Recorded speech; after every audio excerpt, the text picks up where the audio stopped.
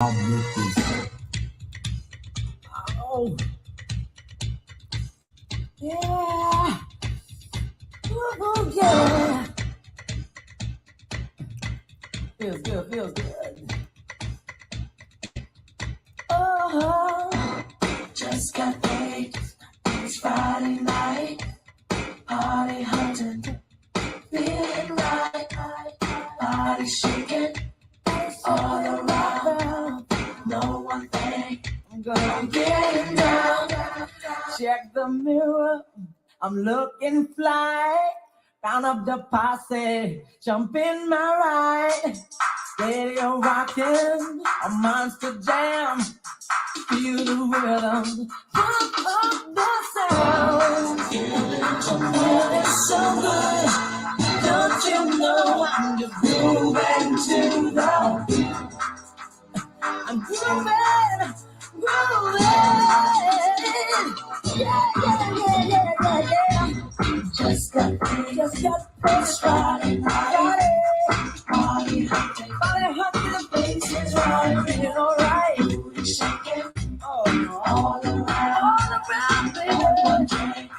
Now I'm getting down on the floor, rocking to the beat. Always, you sure look sweet. Fine young lady, standing by. Come on, baby, sweet Adeline. You look so sweet and you're moving to the beat. I'm tired of this boring party. Why don't we get on down? Come on, let's get on down. Just got paid, it's Friday night. Money in my pocket, party hunting. Crazy right, booty shaking, let's shaking all around. The way you're moving, now get down. Say ho. You said. Say ho. Ho. Say ho. On the floor, rockin' to the beat. I'm on the rampage. I'm on the rampage. I'm on the rampage. I'm on the rampage. Cause I'm the T to the E to the E to the Sit, lady. Can I ask why you treating me like a stepchild with a future not so bright? I thought you said you would never be that way to me. You said you never leave me for the rest of my life. To the E to the B to the I to the N.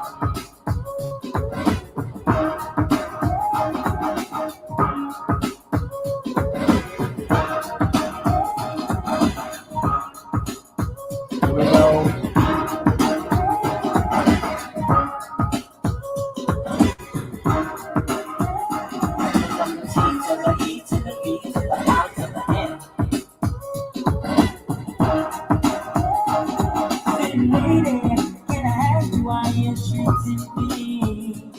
Like a stepchild, the future not so bright. I thought you said you would never be that way to me. You said you never leave me for the rest of my life. And I believe you all the times you said to me, baby, you're always on my mind. I don't believe you, so take the words you said to me.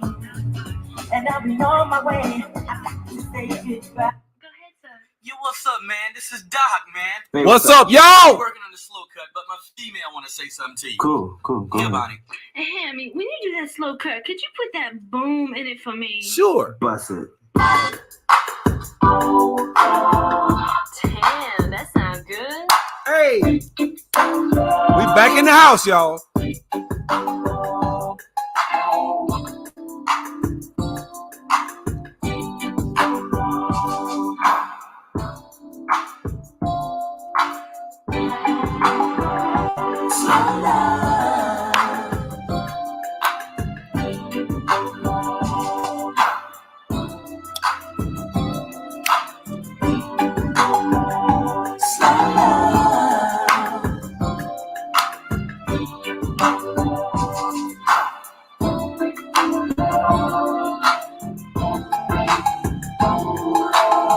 can hardly wait till we're alone in my room. You bring the blanket, I'll bring the boom. I know the night is young, but that's just as well, cause by the time we're through the night, we'll be old as hell. Turn off the TV, we'll be doing it from dawn to dusk. The couple on the screen ain't got nothing on us. We'll make love in slow motion like we're suspended in time. Erotic movements cause our bodies to become intertwined. Tell me, girl, are you ready for lust? Tonight I plan on giving you the maximum thrust. You're as soft as a pillow and I'm as hard as steel. Word on my poochie, I know just how you feel. I'm aroused.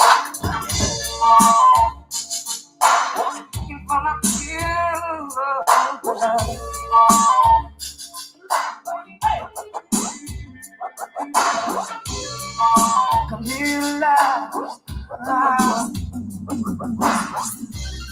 You know I've been searching for someone who can share that special love with me.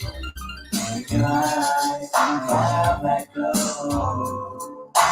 Could it be your face I see on my computer screen? You're a special girl. You in my computer world. No longer need astrology.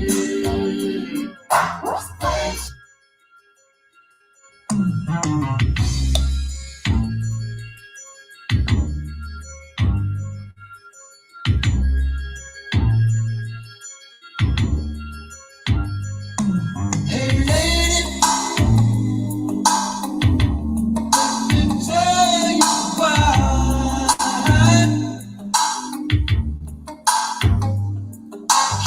Live my life without you, oh, baby. Every time I see you walking by, I cannot breathe. You don't understand.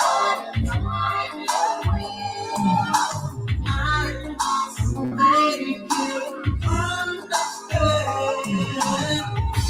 I wanna be your man. I wanna be your man. If I do, yeah. I wanna be your man. I wanna be your man. I wanna be your man. Wanna be your man. Better not pass me by. Cause if you do, you're gonna get me. Oh, baby. What I've got to say, seal with a kiss and the wedding ring. Wedding ring. My mind is kind of times I can't see you one or two. I'm sorry, girl, no matter love, you can't spoil my day. I must make you understand. I wanna be your man.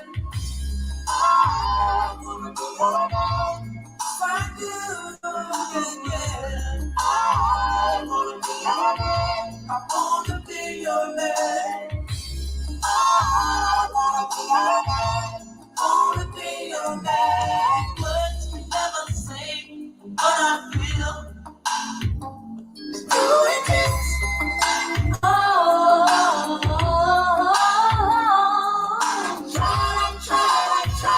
Try to tell you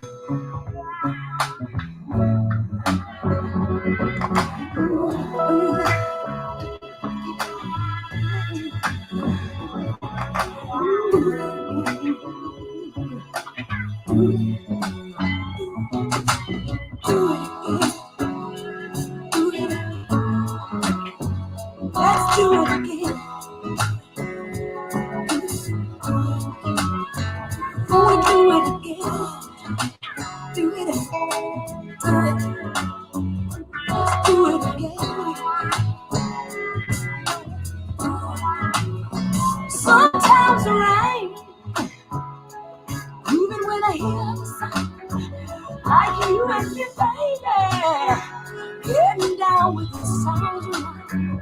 Oh, the smell of the morning flower as we pass away the hours. I wanna do it again, do it again, do it. Let's do it in the morning, sweet breeze in the summertime. Feel your sweet face, all laid up next to mine. Sweet love in the midnight, good sleep come morning light. No worry about nothing, just getting good, just getting good, just getting good. Do it, do it again, do it again, do it. Now I like you, lady, so fine with your pretty hair. If you don't want to compliment, just give me a close way. I'm just a man now, don't you fear? I can love you now, don't you hear? Do it again, do it, do it, do it again.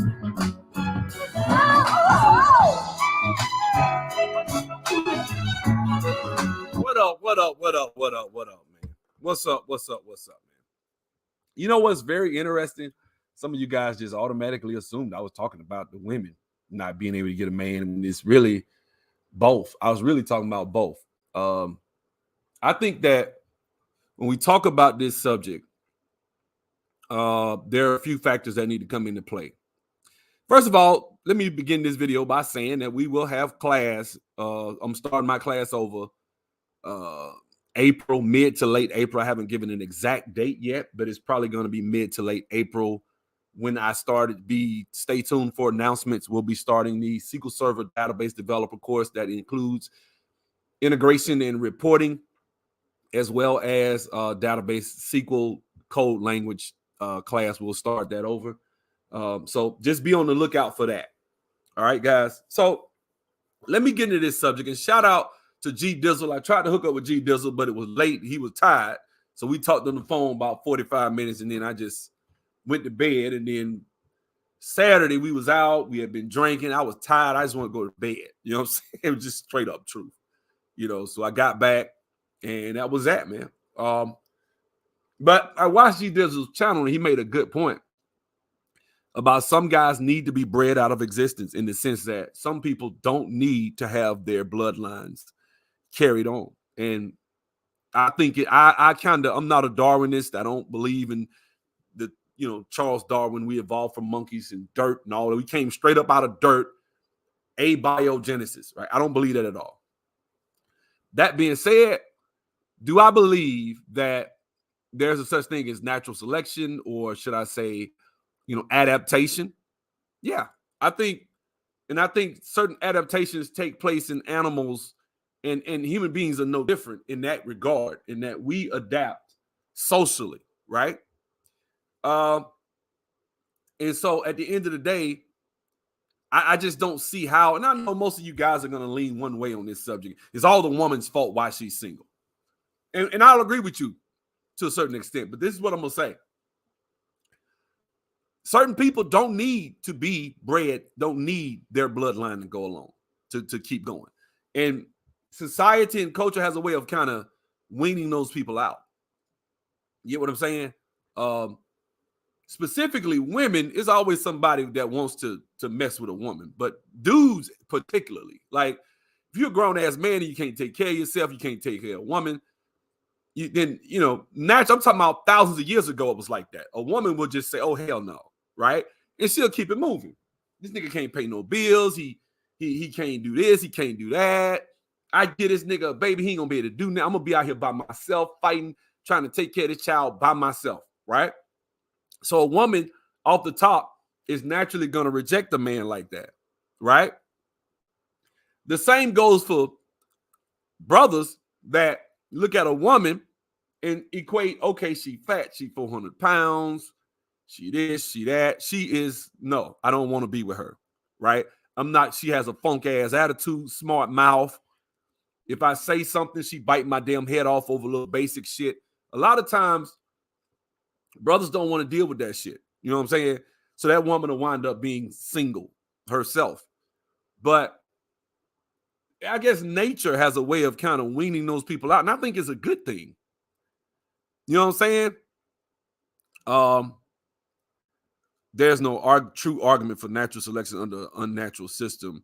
That's the kind of problem. It's easy to see that the worst of us are reproducing too much because the rules allow it. Well, yeah and no. I mean, you really believe when I say your bloodline, those people are going to fall by the wayside, though. I mean, let's be honest. Pookie and Ray Ray, who has a child, what is his life going to end up, right? And in this turbulent culture, you kind of basing that whole argument, conservative, off of just the last 40 years of America. I'm basing it off of thousands of years of history. History has taught us that stupid motherfuckers don't really survive that long.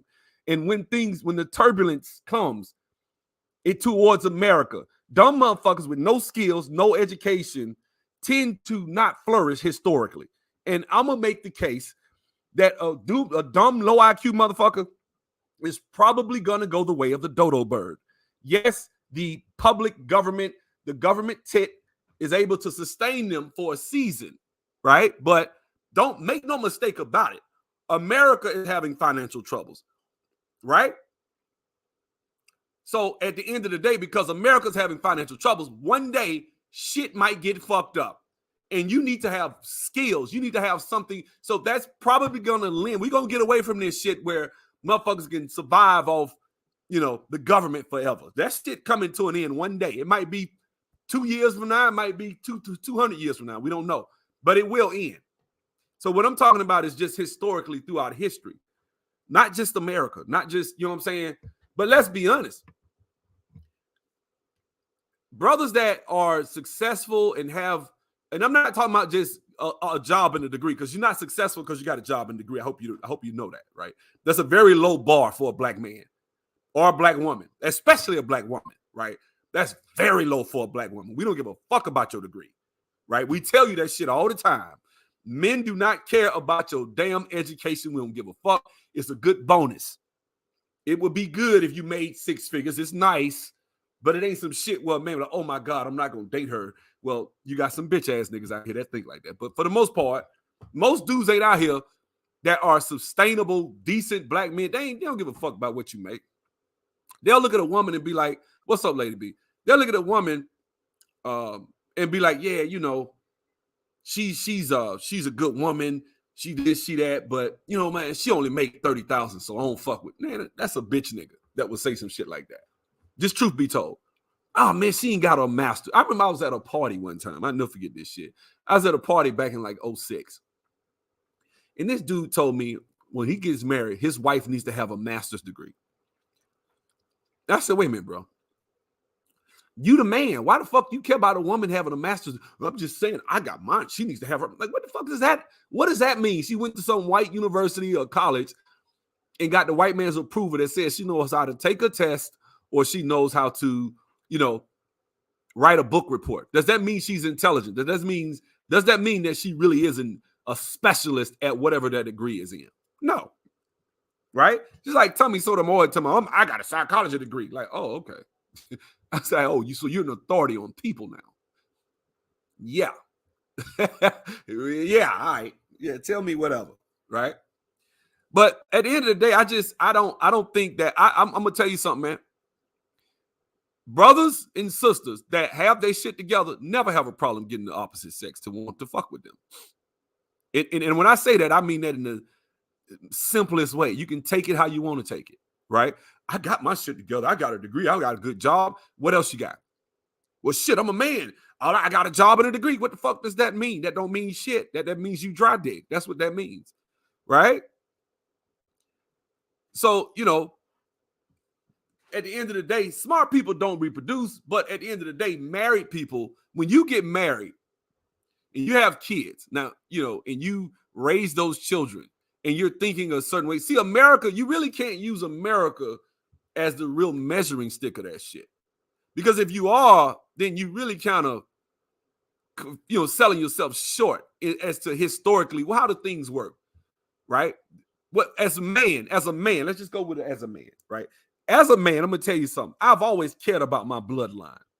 I always cared about, even before I had my son, I always felt like I wanted somebody to carry on my last name. I wanted my DNA to be here after I'm gone, right? That's very important to me. That's not important to a lot of dudes, which is why, like I said, a lot of dudes don't need to have children because you don't even have the right mindset of a family. Like, so you can't use the fucked up warped worldview of American black men or American women as the measuring stick.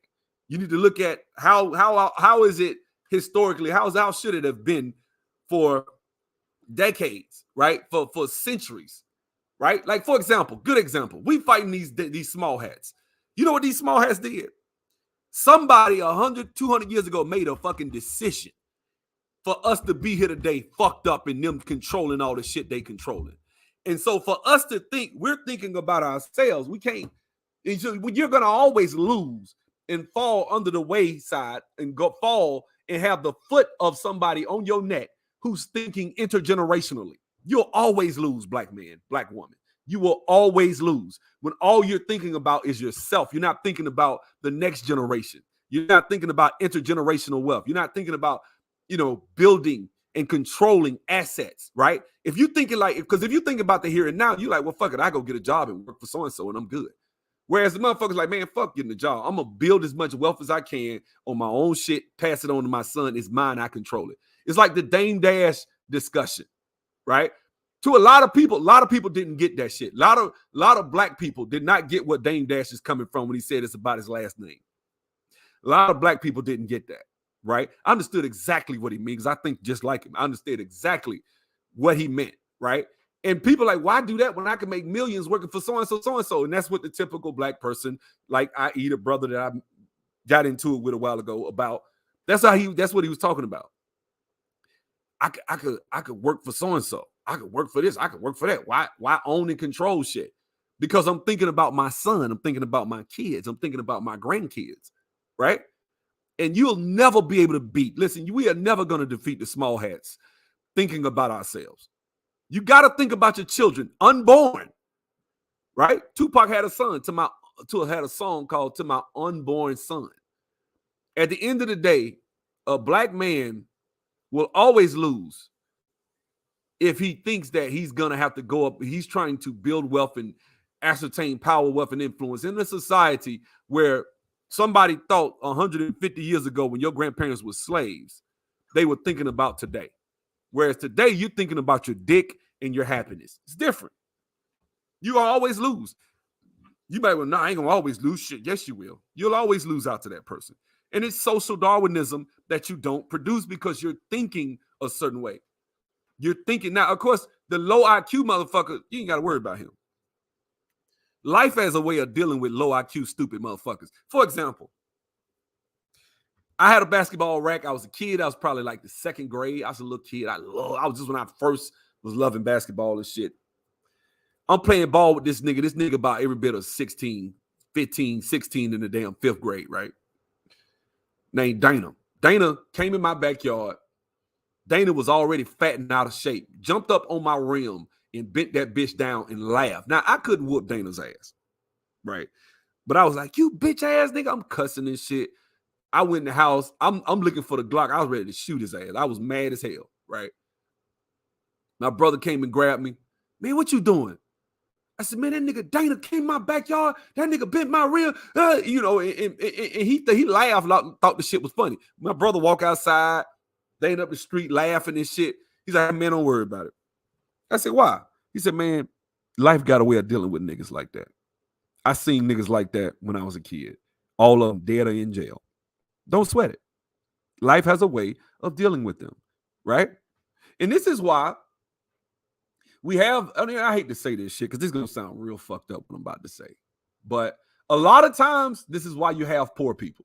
Sometimes, historically, you look at the Bible and you'll say, well, Jesus said the poor you have what you always. And we equate, that means that you got to understand the culture, what was going on at the time. See, back then, they ain't have no Section 8 welfare and food stamps. If your husband died or some shit in a war, you messed up.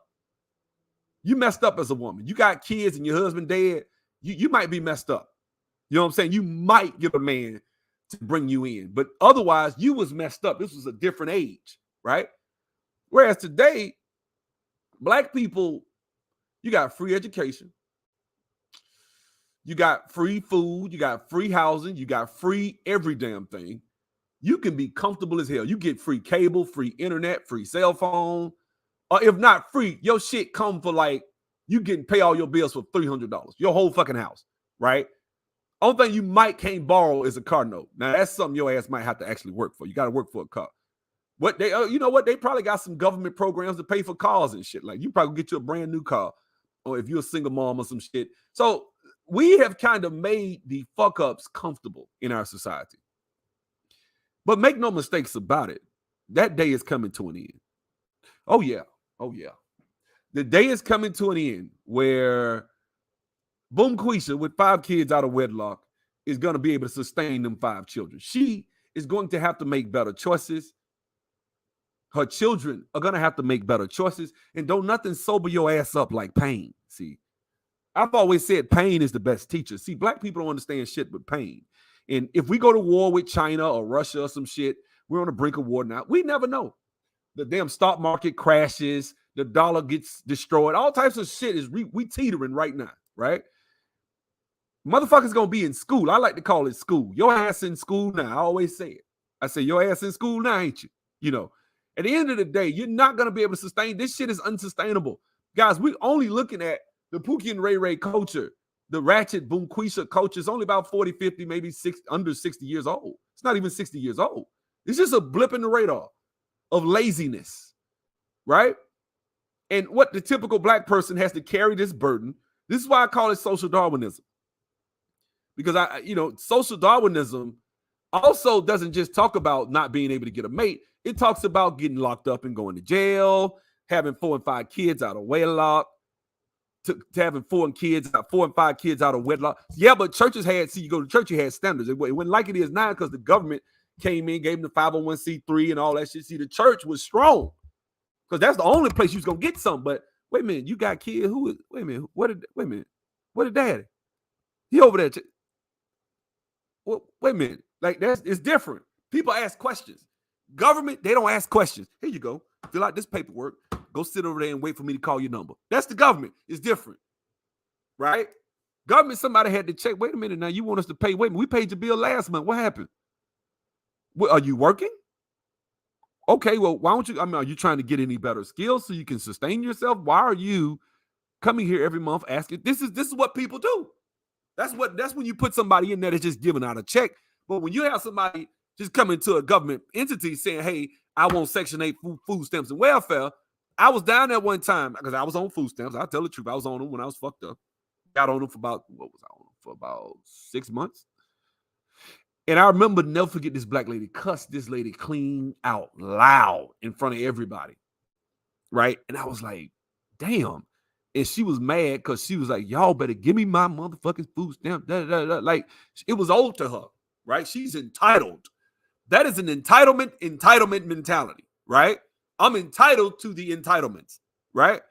And so, look, man, one day, I don't know when, the government is not going to be able to sustain you lazy motherfuckers, and then you're going to suffer, you're going to starve.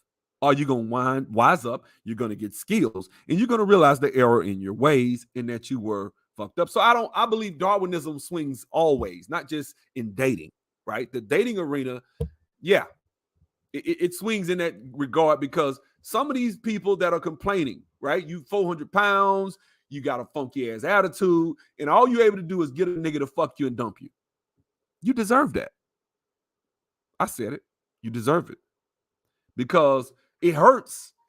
But when you feel that pain is meant, heartache is meant for you to say, damn, maybe I shouldn't have been such a bitch to him. But you won't ask that question. No, I was listening to Jason Black. I know, I shouldn't be. But I was listening to him and he was like, he was talking to this girl at the beginning of the video and she was like, well, I liked him more than he liked me. And so, I wanted to get him before he got me. So I dumped him and I told him, and he just said, okay, fine, and left. And now I really love him. Like, you playing stupid ass childish games. And now you feeling the pain that this nigga don't really give a fuck.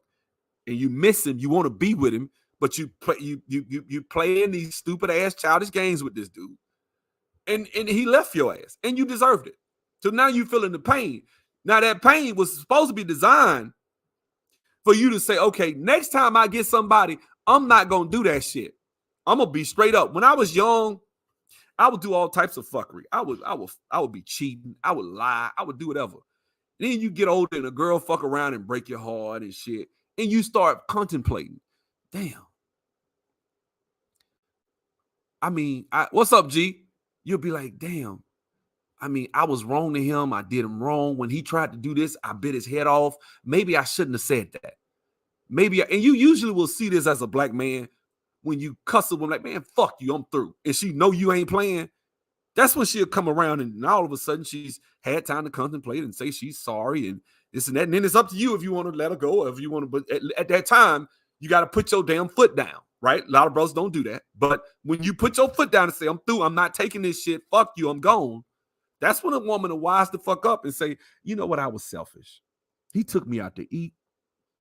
He bought me flowers, candy. He bought me a nice purse. He took me on a vacation.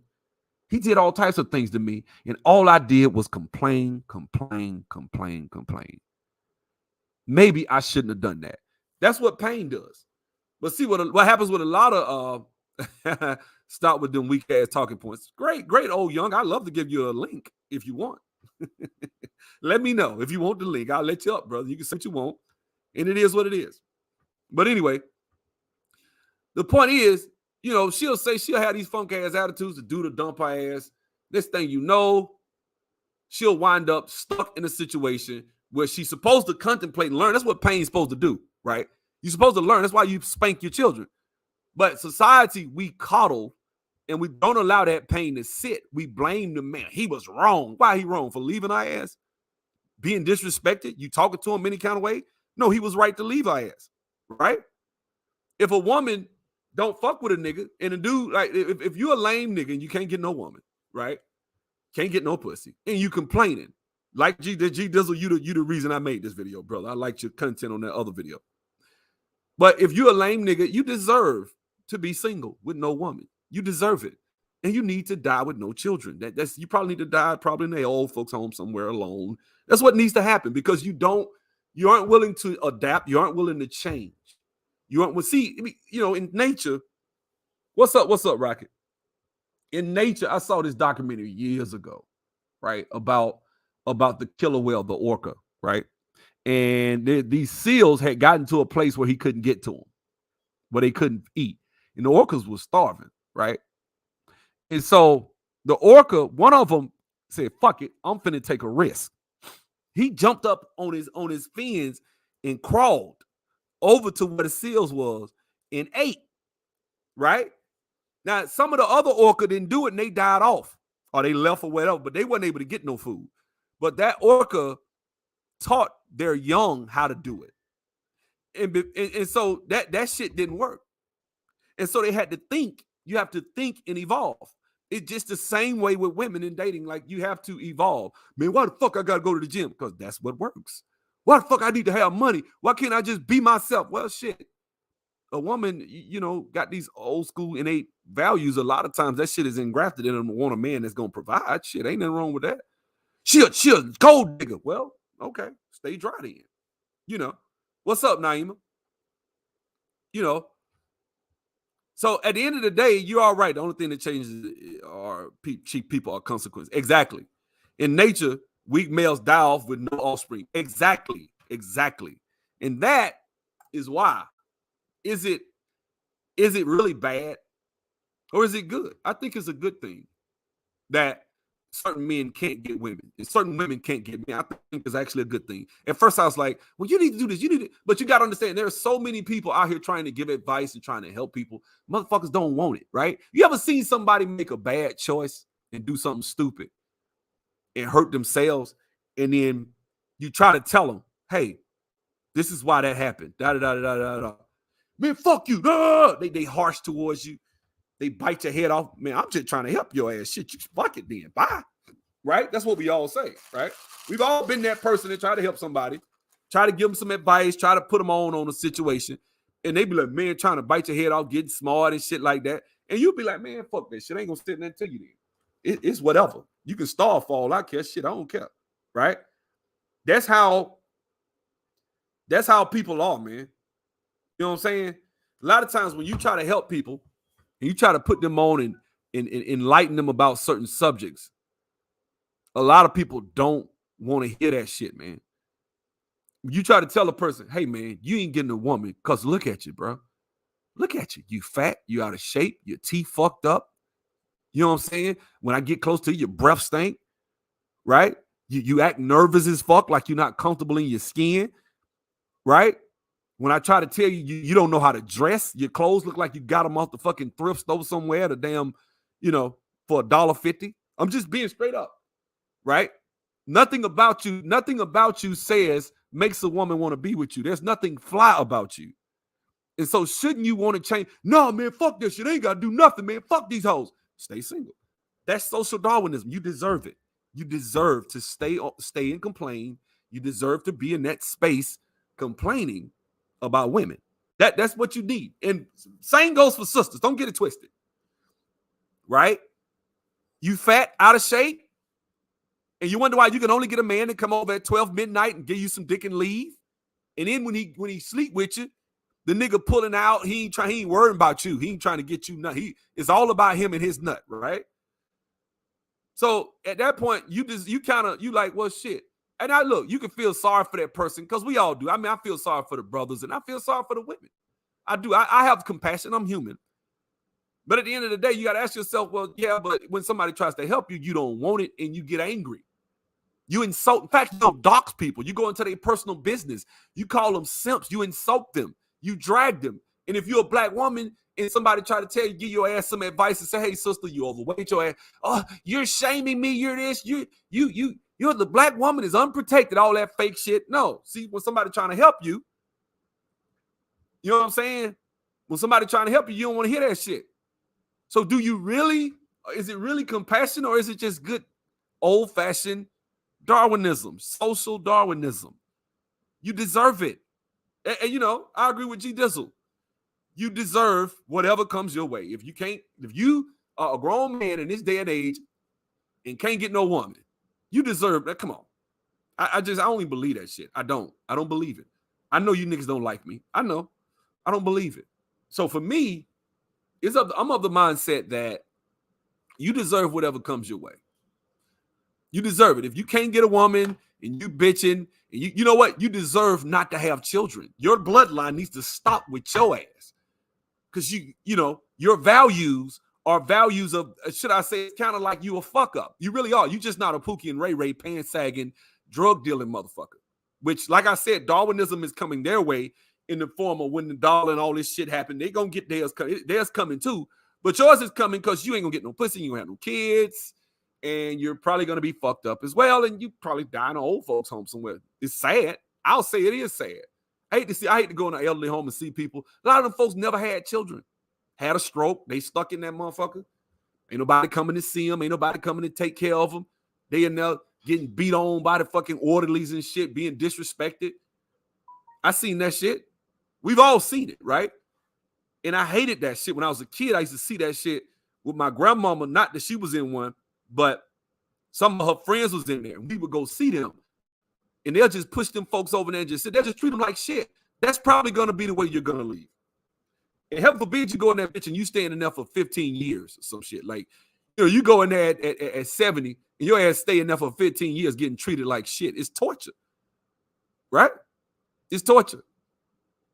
And a lot of people wind up in these situations when they don't do certain things. Now, in certain instances, like I said, not everybody in the old folks' home deserve it. A lot of them got some shitty children, selfish children. Old folks' homes are a real fucked up way to be. Like, it just is. Like, I've seen people go in the old folks' home with like 4 and 5 kids, all of them doing well for themselves. They refuse, and there ain't nothing wrong with the person. They just need somebody to kind of watch them. You could pay somebody, but no, them motherfuckers, fuck them. Put them in the old folks. I don't want to fool with them. Like, don't want to check on them. Don't want to. I hate shit like that. I really do. And that's not the type of person I am. I believe you should take care of honor your parents. right? So that your years may be long. That's what I believe, right? So for me, I never been the guy to really kind of measure this shit out. But now as I'm sitting here thinking it out, a lot of motherfuckers deserve whatever they get, man. You don't get a woman, you deserve it. You don't get a man, you deserve it. You sitting around here, because at the end of the day, like, and I think about it, like, good example, Cynthia G's attitude, right? The way she look at black men, she deserves to be single, period. She deserves to be single the rest of her life because of the hatred and vitriol she has towards the men that got the same genetics, same lineage, same background. You could meet a man, listen to me, she could meet a man that love her damn dirty draws, wants to take care of her, worships the ground she walks on, takes her out, buys her shit, just tries to fuck the shit out of her every time he get her. He trying to break her damn back. She will still be, you can't fuck that hatred up out of her. You can't. I don't believe a black man could get with her and treat her any kind of way and she'll be satisfied. Because that shit is so ingrained in her. That is who she is. And it will be a self-fulfilling prophecy. Because no self-respecting man from another race would look at a woman, drag her own men, and say that you need to abort their children in the womb and say, you know what, she'll make a good mother for my children.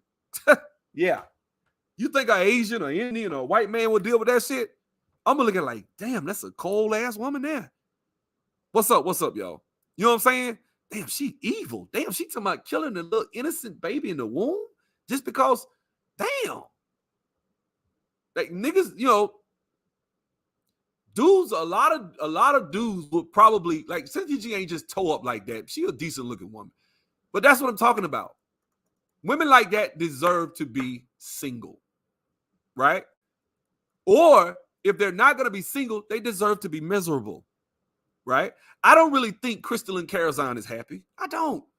I think she got a damn bottom shelf ass white man. She does. From what I see, he bottom shelved in the motherfucker, right? But that's the anger and the hatred that you send towards the men. So you know what I'm saying? So what I'm saying is, and there are other male YouTubers that I could name off that deserve to be single. The rest is probably gonna be. I don't see no woman really taking these niggas serious. I'm just being straight up. I don't really see a woman taking some of these male YouTubers serious. I don't. With the shit that they say. If you really do believe what you're saying, and you ain't doing this shit to make some money because it's a bunch of disgruntled black men on the internet, and you really believe the shit you saying, you deserve to die with no children. It's good that you don't have kids. You probably need to get a vasectomy. You need to. So that you don't have to worry about ever having kids. Ever. You need to be shooting blanks. Because you, listening to the shit you say, you'd make a terrible fucking father. You have low morals, very horrible values. You talking about, one dude was like, yeah, man, shit, I go overseas, get a chick pregnant, shit, man, I could just leave. She get on my nerves, shit, they ain't got the laws over there like that. Shit, I could just up and go back to America. Fuck that hoe. And all the brothers, yay! I'm like, damn, nigga, you for real? You don't need to ever have children. Somebody needs to catch him and cut his fucking balls off, man. You do not deserve to have children. He probably, shit, you right. Fucking, I don't want kids. You know what? You're right. You don't need them. Some of these brothers don't need to have kids, just like these women.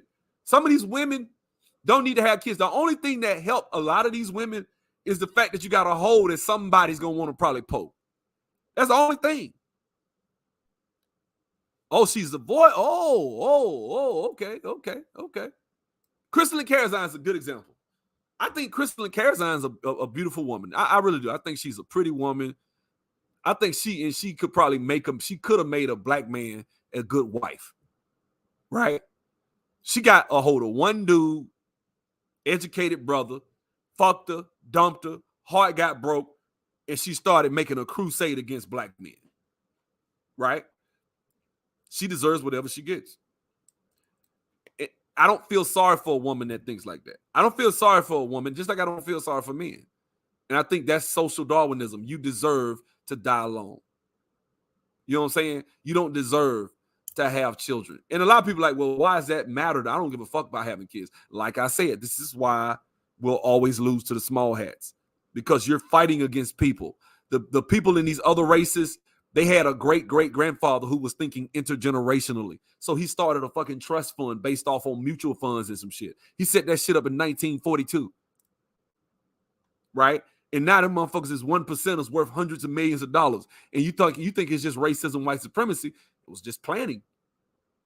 Well, you know, black people wasn't allowed. Yeah, but we didn't have about 50, 60 years where we could have. You know what I'm saying? You know what I'm saying? We've had 50, 60 years where we could have invested in mutual funds. Shit, Warren Buffett started in the 70s. Somebody could have dropped $300, $400 here or there every other while. And, you know, we tricked off on that money. Right? And what happened? So now we're sitting here at the effect of others. Right? If I start a trust fund now, when my son turns, when I die, which is what I've done, when I pass, he's going to have millions of dollars left over for him. So he's not starting from scratch. Damn it, I didn't want him to start from scratch. That's what we talked about when we found out she was pregnant. You planned, man. It's not about you. Me having a son upstairs, now I understand this shit full circle. It's not about me. It's not about my happiness. Because if it was all about my happiness, there's a lot of shit I would do that what I would like to do to make me happy. But now what makes me happy is making him happy. See how it's not about me. That's what being a father is, man. It's putting those kids first. It's what being a mother is, putting those kids first, right? Putting their future first, and then instilling in them certain values so that their children and then their children's children and so forth and so on, when they understand that shit. That is why when you run up against, you know, the small hats and you run up against motherfuckers that run banking, they have a network. Jeff Bezos has access to a net. Now he's not a small hat, I don't think, but he has access to a network of wealth because he's connected with the small hats, right? Mark Zuckerberg, right? Connected. Steve Wozniak, connected. You get what I'm saying? These guys are Ken Griffin, connected, right? The damn head of the SEC, Gary Gensler, connected. Janet Yellen, connected. They all got a network. You're going to always get your ass kicked fucking with them. So they going to be, even if you do have kids, 100 years from now, your grandkids will be getting their ass kicked by their grandkids because you didn't plan, you didn't set shit up, set it in motion, right? So we need social Darwinism for the people that think it's okay to go and have a child and leave them in a foreign country. It would break my heart to imagine my son was in a foreign country and I left him. That's a bitch-ass nigga. He does not deserve. Somebody need to catch him and give him some type of pill or a shot to make it where he can never have kids again. That's what needs to happen. Right? That's what needs to happen. Somebody needs to make sure and ensure that these kids are taken care of. And if you're going to have kids out of wedlock and you're not going to take care of them, you're a piece of shit. Right? Even if you are educated, you're a piece of shit. And those guys don't need to have wives. They don't need to have children. They don't. I feel the same way about a woman. If you're a woman and you think like what's her name? She don't deserve to have a kid. What's her name? Cynthia G. She should never have children. She's probably too old to have kids right now. And if she does have them, I'll be scared. If I was a nigga, this is why you should. That's why I talk about social Darwinism. If you a dude and you fucking with Cynthia G because you think, okay, she hot, she or whatever, if you think that way, right? And you have sex with her and you get her pregnant, you deserve whatever hell she put you through. And she gonna put you through hell, right? You got to see this shit for what it is. I don't really think it's anything to complain about. As men, like, you know, not this is me. Not all men think like this. I give a fuck about my last name, y'all. I don't know about y'all, but I do. I give a fuck about my son's future, financial future. I give a fuck about his happiness. I give a fuck about his children, right? I don't care if it costs me certain things today. There's a lot of shit I could do if I just send him to a public school. That's a lot. I could just take that money right there and do all types of shit with it. The money I spent on his school, just on his school alone. That money every week that's coming out my damn checking account. I can take that money and put that, man, what if I drop that shit in a damn mutual fund or something? Man, I have so much money. I done spent so much just since he been born. Thousands of days. It was about 12, well, it used to be $1,400 a month. It done went down now. But still, I'm over $1,000 a month right now. That money can go somewhere else. You know what I'm saying? He in a private school. I can take that money, but it's not about me. It's about him. It's about his safety. It's about his happiness. It's about making sure he's where he need to be and he's set up in life. Right? You're never going to win against people like that. Never, black man. You're never going to win. Not only are you never going to win, if you're not thinking that way, you deserve whatever they inflict on you. So when these people make decisions, because 100 years ago, or 50 years ago, 60 years ago, we chose not to make those decisions, we're at the effect of others. They're talking about shutting off the internet right now, just so you know. And they're talking about going through the internet and scouring all Bitcoins and all cryptocurrency. This is what the offspring of those motherfuckers that I told you 150 years ago was thinking about intergenerational wealth. They in positions now where we just got to take it. For example, this whole vid thing that just happened, right? That was somebody made a decision. I want to take freedoms and rights from people. I want to force them to put shit in their bodies. I want to take their freedoms. I want to cost them their jobs. I want to weaken their economy. It ain't a motherfucking thing you can do about it because you're weak and you're at the effect of others. There's nothing you can do. Now you can just sit and spectate. Social Darwinism. We got to think. We can't fuck with them now. We got to think about 100 years from now just to be able to throw a punch at them. 100 years from now, we got to start thinking about today. Okay, we're not going to be able to do it. My son's probably not going to be. Maybe his grandkids. Maybe his grandkids will be able to throw punches at these motherfuckers and the shit that they're doing.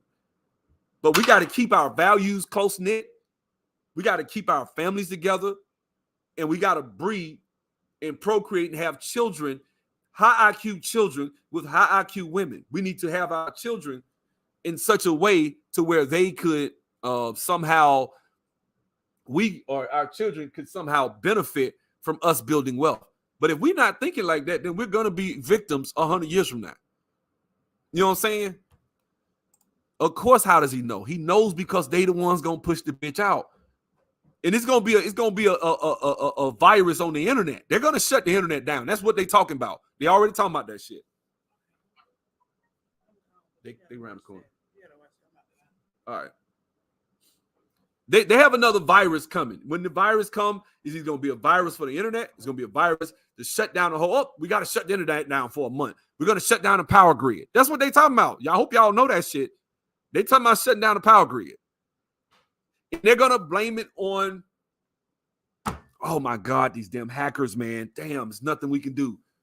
Damn, they shut down the American power grid. They shut down the world power grid. We're going to have to revamp this. We're going to have to turn the internet off. We're going to turn all this shit off and fix it. That's what they're going to tell you. You know what I'm saying? And what I'm saying is Darwinism is such that they're allowed, because this is not, Darwinism is their religion, by the way. So the people we're dealing with, that is their religion. They think that they're at the top because they're better, they're superior.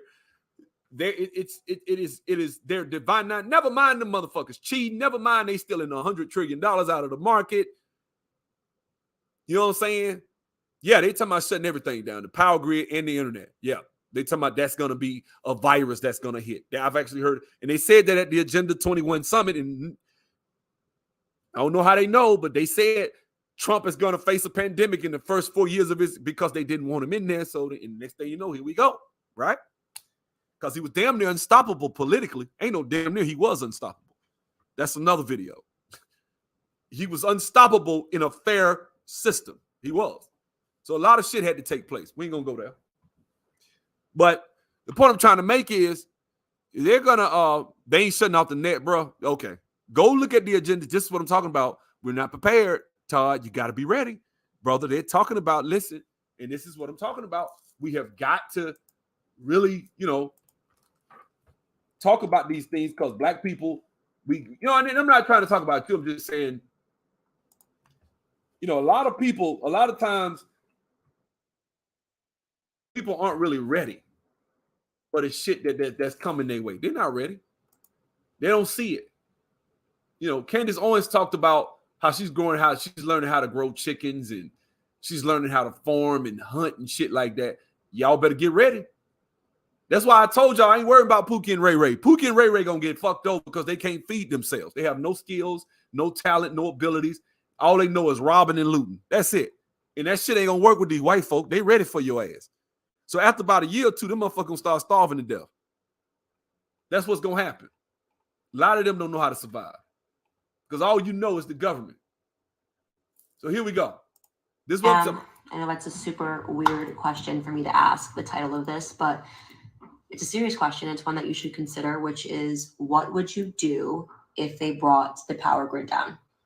And by they, I mean if the government purposefully brought the power grid down. And I'm not asking that question for fun. I'm asking that question because the World Economic Forum is predicting that a cyber pandemic, you can look this up, been running exercises about it this year, is inevitable. You're probably saying, what is a cyber pandemic? Doesn't make any sense. Like, you know, what are we even talking about? Well, first and foremost, the reason I'm even paying attention to the World Economic Forum and their exercises is because they notoriously, in 2019, ran an exercise for a coronavirus pandemic that oddly all became true. I mean, without one slight difference, they said that the coronavirus was going to escape from a wet market in South America. Of course, when the coronavirus swept the world in 2020, they said that it escaped from a wet market in China.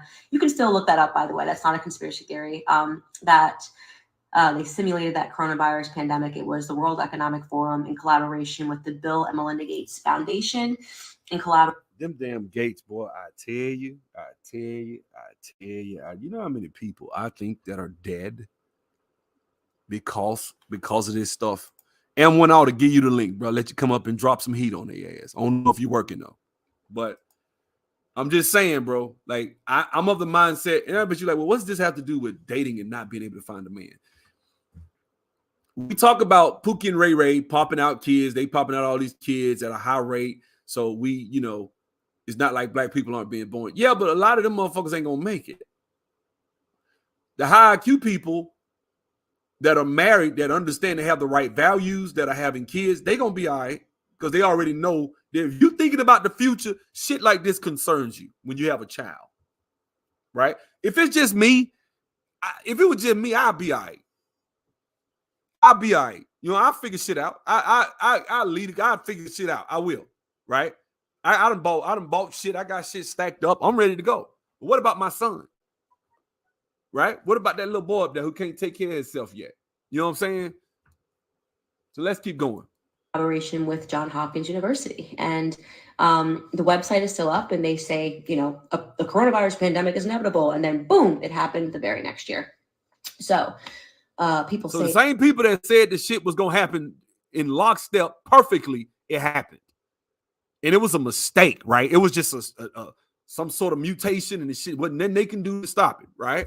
These are the same people about to shut the shit down and hurt. That's why I said it ain't going to be long for these Pookie and Ray Ray motherfuckers about to be in school. All these low IQ, having 30 kids out of wedlock motherfuckers. Nah, you ain't got to worry about them. Shit, like I said, life has a way of dealing with dumb motherfuckers. It just does. But like I said, low value people need to go the way of the dodo bird too. Like if you think it's okay to go overseas and have a child and leave them, and then when they shut the world internet down and all that shit, your child overseas, you don't know what the fuck going on because you have no way of corresponding. WhatsApp don't work no more. And you took your sorry ass back up to the States and said, fuck it, because you know you don't want to deal with her nagging mouth in Brazil. That's what the nigga said. Right? That's the type of shit. So you just leave your child on the other side of the world not knowing what the fuck going on with them. Right? What type of parenting skills is that? It's a conspiracy theory to believe that they knew that the coronavirus pandemic was going to happen. You don't have to believe it was a conspiracy theory, or you can believe it wasn't a conspiracy theory. It's up to you. I don't really care. The point is that they made the prediction, they called it inevitable, and then it happened immediately. So for me personally, that signals to me that I should probably pay attention the next time the World Economic Forum makes a prediction and calls it inevitable. Yeah, it's going to be Mad Max. It is. It's going to be Lord of the fucking Rings, dog. Real shit. One does not go into the mountains of Mordor. Like it is pure evil. Like that's how the shit gonna be. It gonna be orcs and shit running all over this motherfucker. And lo and behold, they are predicting that a coronavirus pandemic, a cyber pandemic, pardon, is going to happen, and that it is once again inevitable. So if you look into the exercise that they have run this year, I believe they ran it in July. They've been meeting and talking about the cyber pandemic, what it will look like. Essentially, their idea is that they're going to have to sanitize the internet because a bug, think of this as like a coronavirus for your computer, is going to sweep globally. And the only way they're going to be able to stop this bug from infecting everything is to effectively shut down the internet, right? And they were talking about bringing down the power grid in an effort to do this. So imagine the government bringing down the power grid, and you would not have access to anything that required an electrical charge. If this sounds crazy, dystopian, and like a nightmare to you, first and foremost, this happens in other countries, right? Obviously in Cuba, when the government needs to stop people from communicating, they just bring down the power grid, right? When the uprisings were happening in Cuba, I believe that was earlier this year, coronavirus time feels like, I don't know if it was the end of last year or early this year, they just brought down the entire electrical grid. But of course, Western nations would never do something like that. If they do it, it's because they need to do it, not because they're becoming evil communist dictators, but because they would need to do it for our benefit. They were talking about the government bringing down the power grid.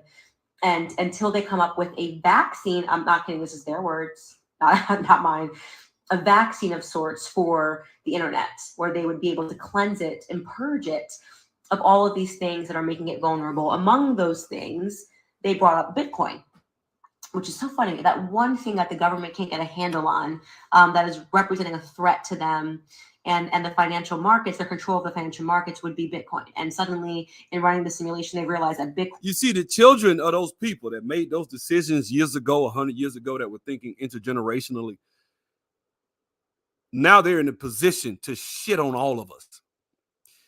And because we aren't in these positions, we got to think 200 years down the line. You can't fight these. Like, I'm not saying you can't fight them, but short of grabbing the, weaponry and going after these motherfuckers the old fashioned way, like they used to, which I'm not 100% against, but I got to watch what I say, not inciting violence. You know what I'm saying? Well, yeah, I'm not talking about married people in that regard, but I'm saying if you're thinking about the children, it's a lot of them people going to be fucked up too. So I'm not just saying this. This is something we all need to be aware of and shit like that.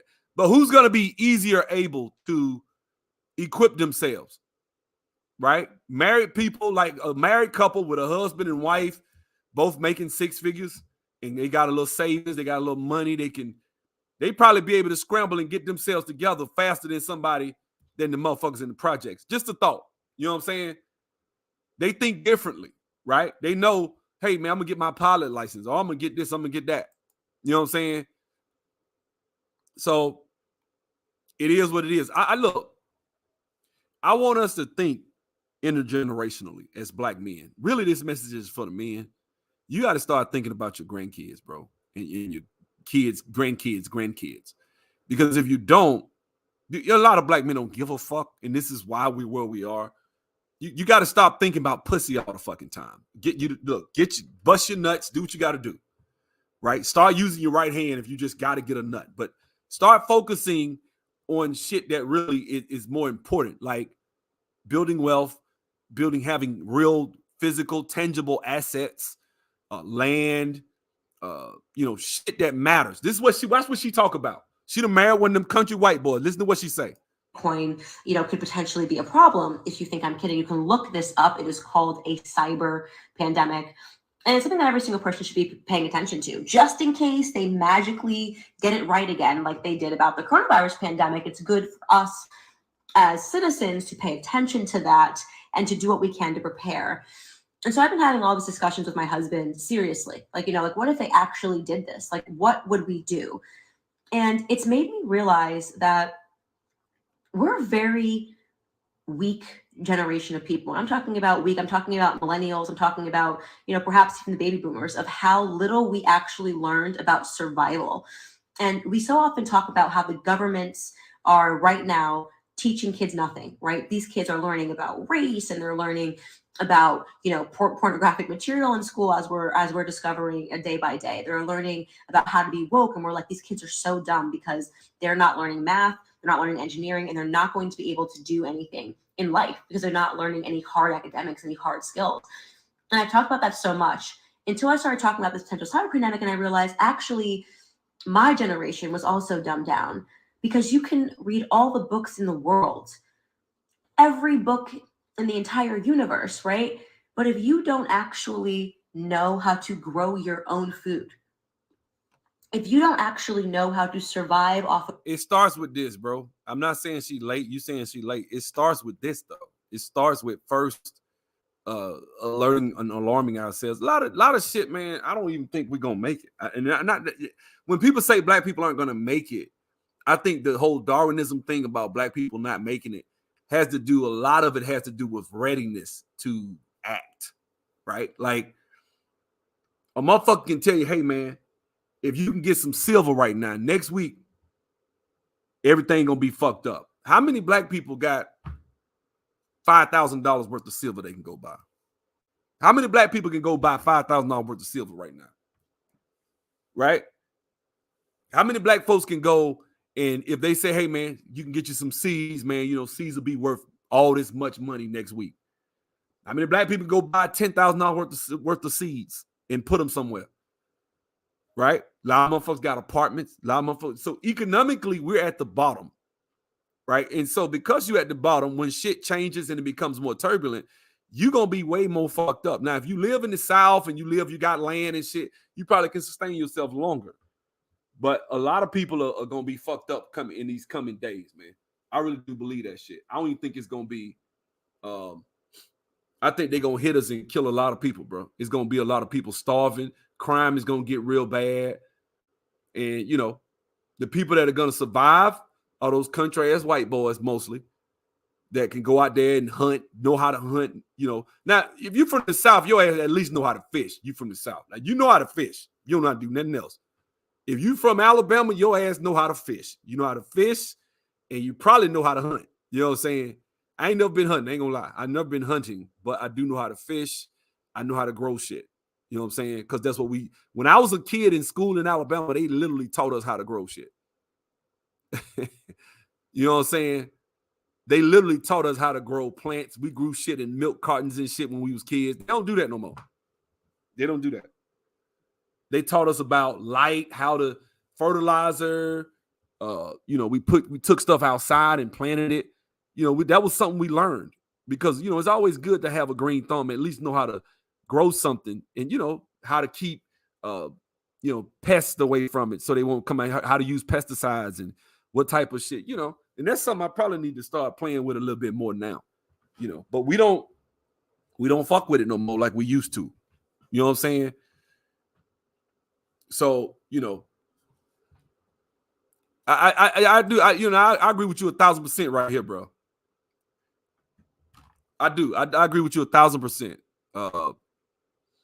You know, a lot of people don't realize that governments are just really organized crime syndicates.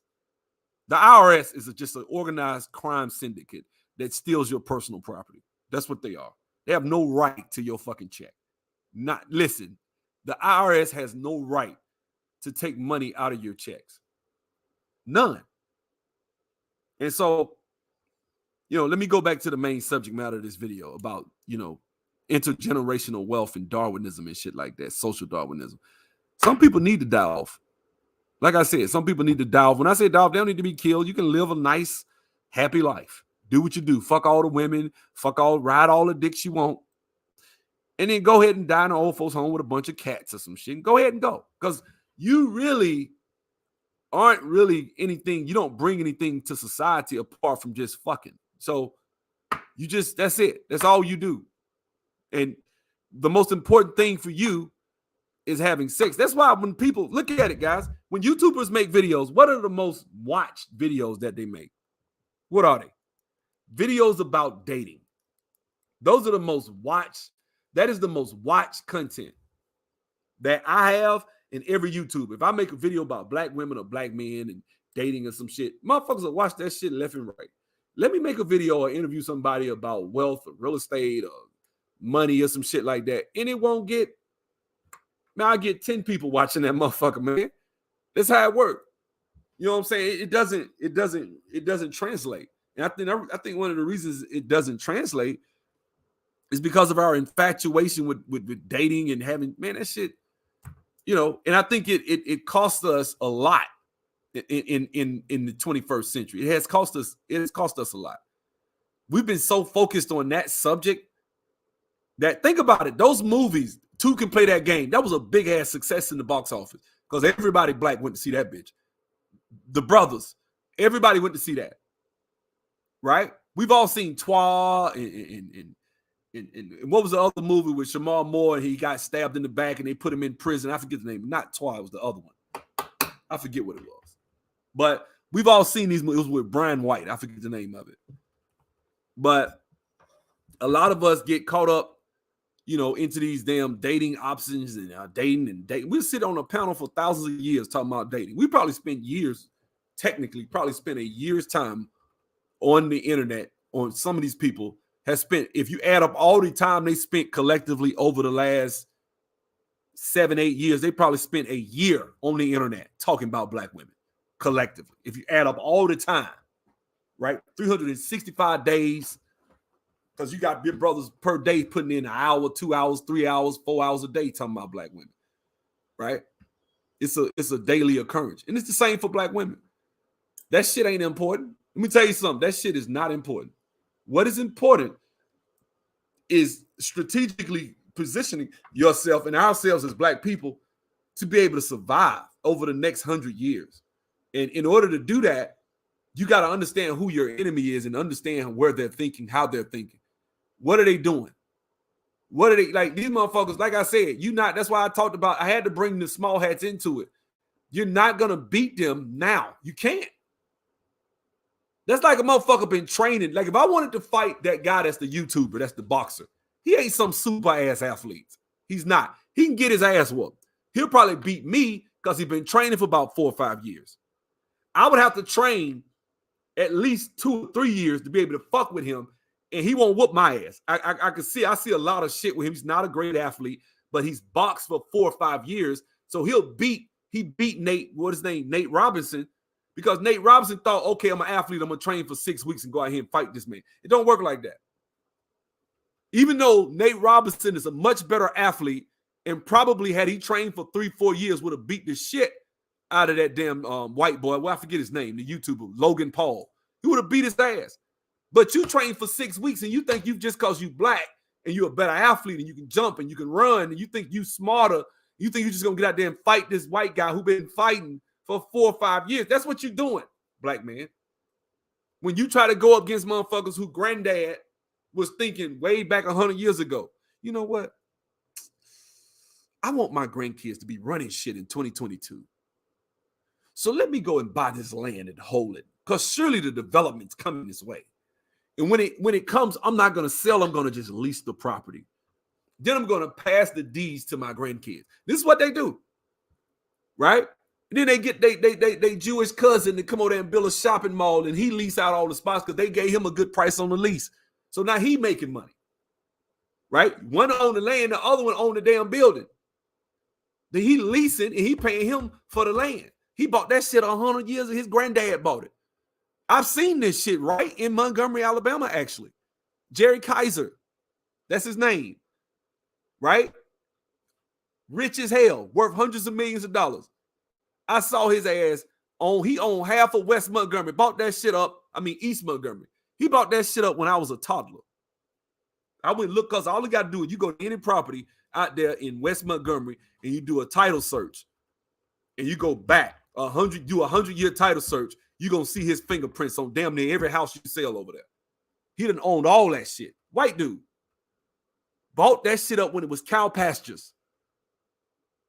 Right? When it was cheap. Now, of course, it was a lot of shit that you couldn't do in the 50s and 60s that he could do because he was a small hat. He wasn't white per se.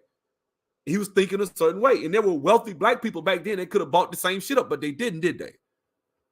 And so his wealth is just getting bigger and bigger and bigger. He's getting wealthier and wealthier and wealthier.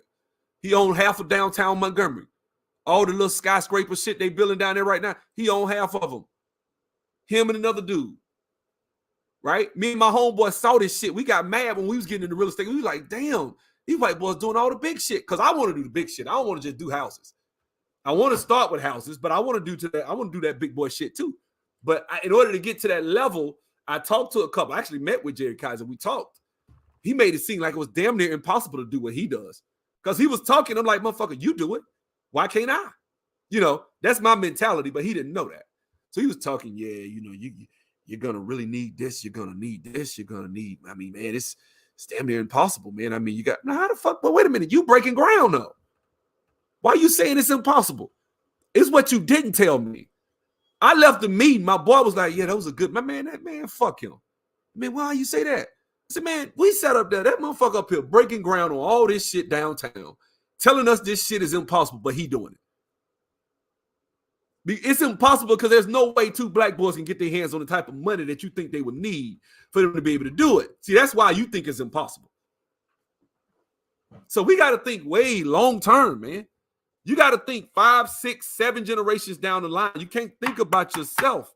And we'll never get there with dudes that's thinking about only about them on their own, what do they call it? Hedonism and their own happiness and pleasure and bending some woman over their couch. That dude is, that's just he's just going to be a pawn. That guy is going to be, and I'm not talking about anybody in particular per se, okay? No start, no shit. But that guy is going to be a victim of whatever the fuck the Titans decide to do. He is just sitting on the backs of Titans, like Atlas. Atlas is a Titan. We've all heard of Atlas Shrugged, right? Ayn Rand, right? I want to be a fucking Titan. I don't know about you. I want to be a Titan of industry. And if I'm not one, damn it, maybe my son can be one. You right, man, you ain't gonna be no Titan, man. You right, maybe not. But that little boy, I'm gonna brainwash the shit out of him.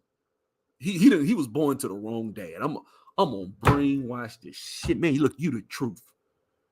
You can do it. Why you can't have what he got?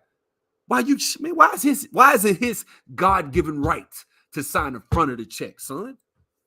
Huh? Why can't you sign the front of the check? Why is it his God-given right to hire you? Why don't you hire his ass? Huh? Why don't y'all bid for the same contracts and shit? That's what you need to do. Brainwash your children. That's a start. And then start getting the resources. Give them some. If it's just a couple of $100,000 in life insurance, give them some. Anybody can get $200,000 in life insurance. Anybody. I don't give a fuck if you got HIV. You can get life insurance for $100,000. Sight unseen. Do something. Get a couple of those. Leave them to your kid. Leave them a couple of $1 million, a couple of $100,000. Now, if you're healthy, shit, you really should leave a lot of money, especially if you're young. You got to get that shit now and give it to your mom, and then when your child is born, put their name on it. You get that shit in your 20s for like $25 a month. But these are the things that they did. These are the things that they did. They say that's how Kaiser got started, life insurance. I know a black dude in Montgomery, good example. He got 2 car washes. He owns his name, Mr. Griffin. He owns some apartments. The apartments, 40-unit apartment building. Now, he don't know that I know this, but his wife had life insurance. She got hit in an accident with a truck, and he got like $1 million out of that shit after he paid the lawyer. He came out of that with $1 million. I found that shit out from my cousin who's a millionaire, and they do business together, right? And so the thing is, let me tell you some fucked up shit, right? So he built that 40-unit apartment building. That was the first thing he did. Then he got the income coming off that. He went and started one of those conveyor car washes. Let me show you what a conveyor car wash is, right? So,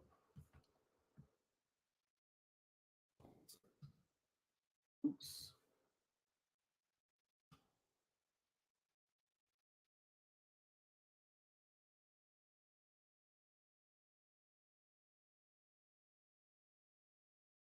So let me show you, right? So this is a conveyor car wash. Let me show you the images. One of these things, you come in there and put your car in neutral. Is this it? Yeah, so you put your car in neutral right here, and it pull you through. Everybody use these things. They're getting away from the old-fashioned hand car washes now. Everybody's going to the conveyor, right? Well, he built one of these for like $1 million, right? Because I remember when he first opened, and he was making a killing. He was making like after per week, he was pulling like 60,000, 70,000 a week. And this is based on what they do is they put one of these, when they bought the bill, what they do is they put one of them little rubber hoses in the yard, in the street, and they track how many cars per day pass there. So he's getting like, I don't know how many thousands of cars passing, 80,000, 70, something like that, right? The reason I'm saying that, when I saw the car wash, one day I talked to him and I was like, oh, I want to buy it. I found out about the apartments. I wanted to buy them. And, he talked a lot of shit. Black dude, this is what we fuck up at. So I went to him, I said, yeah, man, I heard you want to sell the apartments, because he done built another car wash. Now he got 2 car washes, right? He doing real good for himself. I like to see black people do well, right? But he told me some bullshit that he didn't know who my cousin was. I didn't tell him. I just let him talk. Yeah, man, I worked hard, son. I was a contractor. I saved. It took me years, son. You got a lot to learn, young man. And I'm sitting like, man, you full of shit. Your ass got that life insurance money when your mama, plus you sued the damn truck company. I ain't say shit. I just let him talk. He don't know I know all that shit. So he trying to flex like he's some boss, like he just so smart. And I couldn't do what the fuck he can do. That's what he trying to say. I can't stand motherfuckers like that. And he never would produce. I told him I was serious. I had some money. This is when I was doing houses. I had a little money. I said, man, I want to buy you apartments. This is right before I did my comedy club. And I had a few dollars. I said, man, I'm going to put down, I want to buy you apartments. And he went from $1 million, which I thought he wanted 1.1, 1.2. I'd have gave him that for the apartments. Man, this dude, I talked to him, he wanted $2 million. I was like, I said, man, you done went up to $2 million? Yes, son, you got a lot to learn, son. I worked hard. I'm like, nigga, no, you didn't. You got some money from damn life insurance. And yeah, I ain't say shit. I just let it win. Right? Now, why am I saying this? He knows about the Kaiser dude in Montgomery. I don't even know if Jerry Kaiser's still living, but he knew about him. We talked about that shit. He told me a lot of shit about how he got where he was going. He told me about, he had some insurance money from back in the 60s and shit. Came to Montgomery and bought up a lot of shit. Right? And if I'm not mistaken, now this is what I don't know if this is true, but the Lehman Brothers was started right there in Montgomery. See this? Listen, man. When I talk about intergenerational wealth, the Lehman Brothers that went out in 2008, they were started in Montgomery, Alabama. They came over from Germany or wherever part of Europe they came from, and they got started. And they went up to New York and they became Lehman Brothers, which we all know who that is, right? Just like we know about Goldman Sachs. Those are small hat names, right? And so what happens is these people get to a certain level and they can get loans from each other. This is part of their culture. They loan each other money. They don't even charge interest. They don't charge interest. They'll loan a small hat could start a business with another small hat and they don't even charge interest on that shit. They don't like that with each other. They'll charge us interest because we're Goyim, right? But with them, they'll loan each other money, and next thing you know, like, shit, man, you gonna give me a $2 million interest free? You know what I could do with that? And once I get on, I gotta loan somebody, and they do that shit. They do the susu board shit. That's what they do. And the difference is they once they get on, they don't be like, fuck everybody. They look out for each other. This is what I mean by intergenerational wealth. They thinking way out. I give you $100,000. You give a black man $100,000. He start a business. He making a little money. You think that nigga finna keep paying for 12 months straight? If every month of somebody getting a loan, he got to pay $10,000 out of some shit in 10 years for 12 months. Is he gonna do it? No. Man, fuck that shit, man. He ain't paying that. Which is why you know what I'm saying, you lose. You lose when you fight. Like, man, many hands make a heavy load light. We fighting against people, and a lot of us aren't even aware of that we're fighting against these people in the stock market. They're a bunch of fucking crooks, man. Every time I look at the stock market, I get sick on my stomach just looking at these motherfuckers stealing. Every Friday, they steal billions of dollars in options money. Every fucking Friday. In every stock you see. Oh, we thought it was going to be over $50. Wednesday, it shot up over 50. Damn. I'm gonna take out an option from $50 then. It's shooting up pretty good. Friday, that bitch will be 35. You lost all types of money. They take all your money every Friday, and the shit fake. It's not even real. The ticker's not real. It's not based on supply and demand. It's not like you buy the shit and it goes up. It's fake. It's a computer generated. That shit is not real. I used to think that until I got into this AMC shit. Now I understand. Damn. They some crooks. They stealing like a motherfucker right in our face. Government is right on board with their ass. In every key position is a small hat. How you gonna stop people like that thinking that you're gonna have children and lead them motherfuckers in a foreign country not knowing what the fuck going on with them? You're gonna always be at the effect of whatever they want, whatever whim they decide. That's what you stuck with. You got to do what they want you to do. You know what I'm saying? You got to take what they want you to take. You know what? You can't get a job unless you take this shot. Stand on one leg and bark like a dog. Arf, arf, whatever the fuck they want you to do, you got to do it. Because they in control. They control this shit. How do you stop people like that? We need social Darwinism. We need it. It's a good thing. Certain people need to be weaned out. And those that are having kids, shit need to happen to fuck them up. They're useless. Right now, guys, because of the burden of the fuck-ups, black people can't even think logically, politically. Just follow me for a second. You can't even think logically, politically. When a black person comes to the table, who's the first person he worried about? The fuck-ups. That's who you were. I call them the fuck-ups. Somebody that made bad choices in life. You was in high school, you dropped out, you had 5 kids by the time you was 22 years old. That's who you worried about taking care of when you come to the voting booth. Those people need to go. That way, when you go to the voting booth and when you think of something, when you're thinking about how can I empower? Because that's the only other option you got is either worrying about the fuck-ups. And if you remove the fuck-ups from the equation, then you can start talking about loans. You can start talking about businesses. You can start talking about scholarships. You can start talking about real productive shit, which is what other people do when they come to the political game. They look for shit that's going to benefit them economically, politically. That's how they think. Whereas with the black person, we come to, man, you know what? We need to worry about that motherfucker that's so dope and terrorize the community. Let's get him out of prison, shall we? Let's make prison reform. We're not voting for anyone unless they help the nigga that shot Nook Nook. Get that nigga out of prison. The nigga that shot Nook Nook, get him out, and then I'll vote for you. This is because you worried about the fuck-ups, right? This is how black people are politically. You fucked up in the head. You don't even know it. And so what happens is you wind up trying to move in such a way to save them, to benefit them, right? The productive, I hear a lot of brothers say that shit, man, we got to deal, we got to cut, we got to separate. No, Darwinism will fix them. Just let this shit happen. You just be prepared. You just get your gold and silver. You just get your canned goods. You just get your water. You just get your guns. You just get your seeds, right? You get your land. You get your shit ready.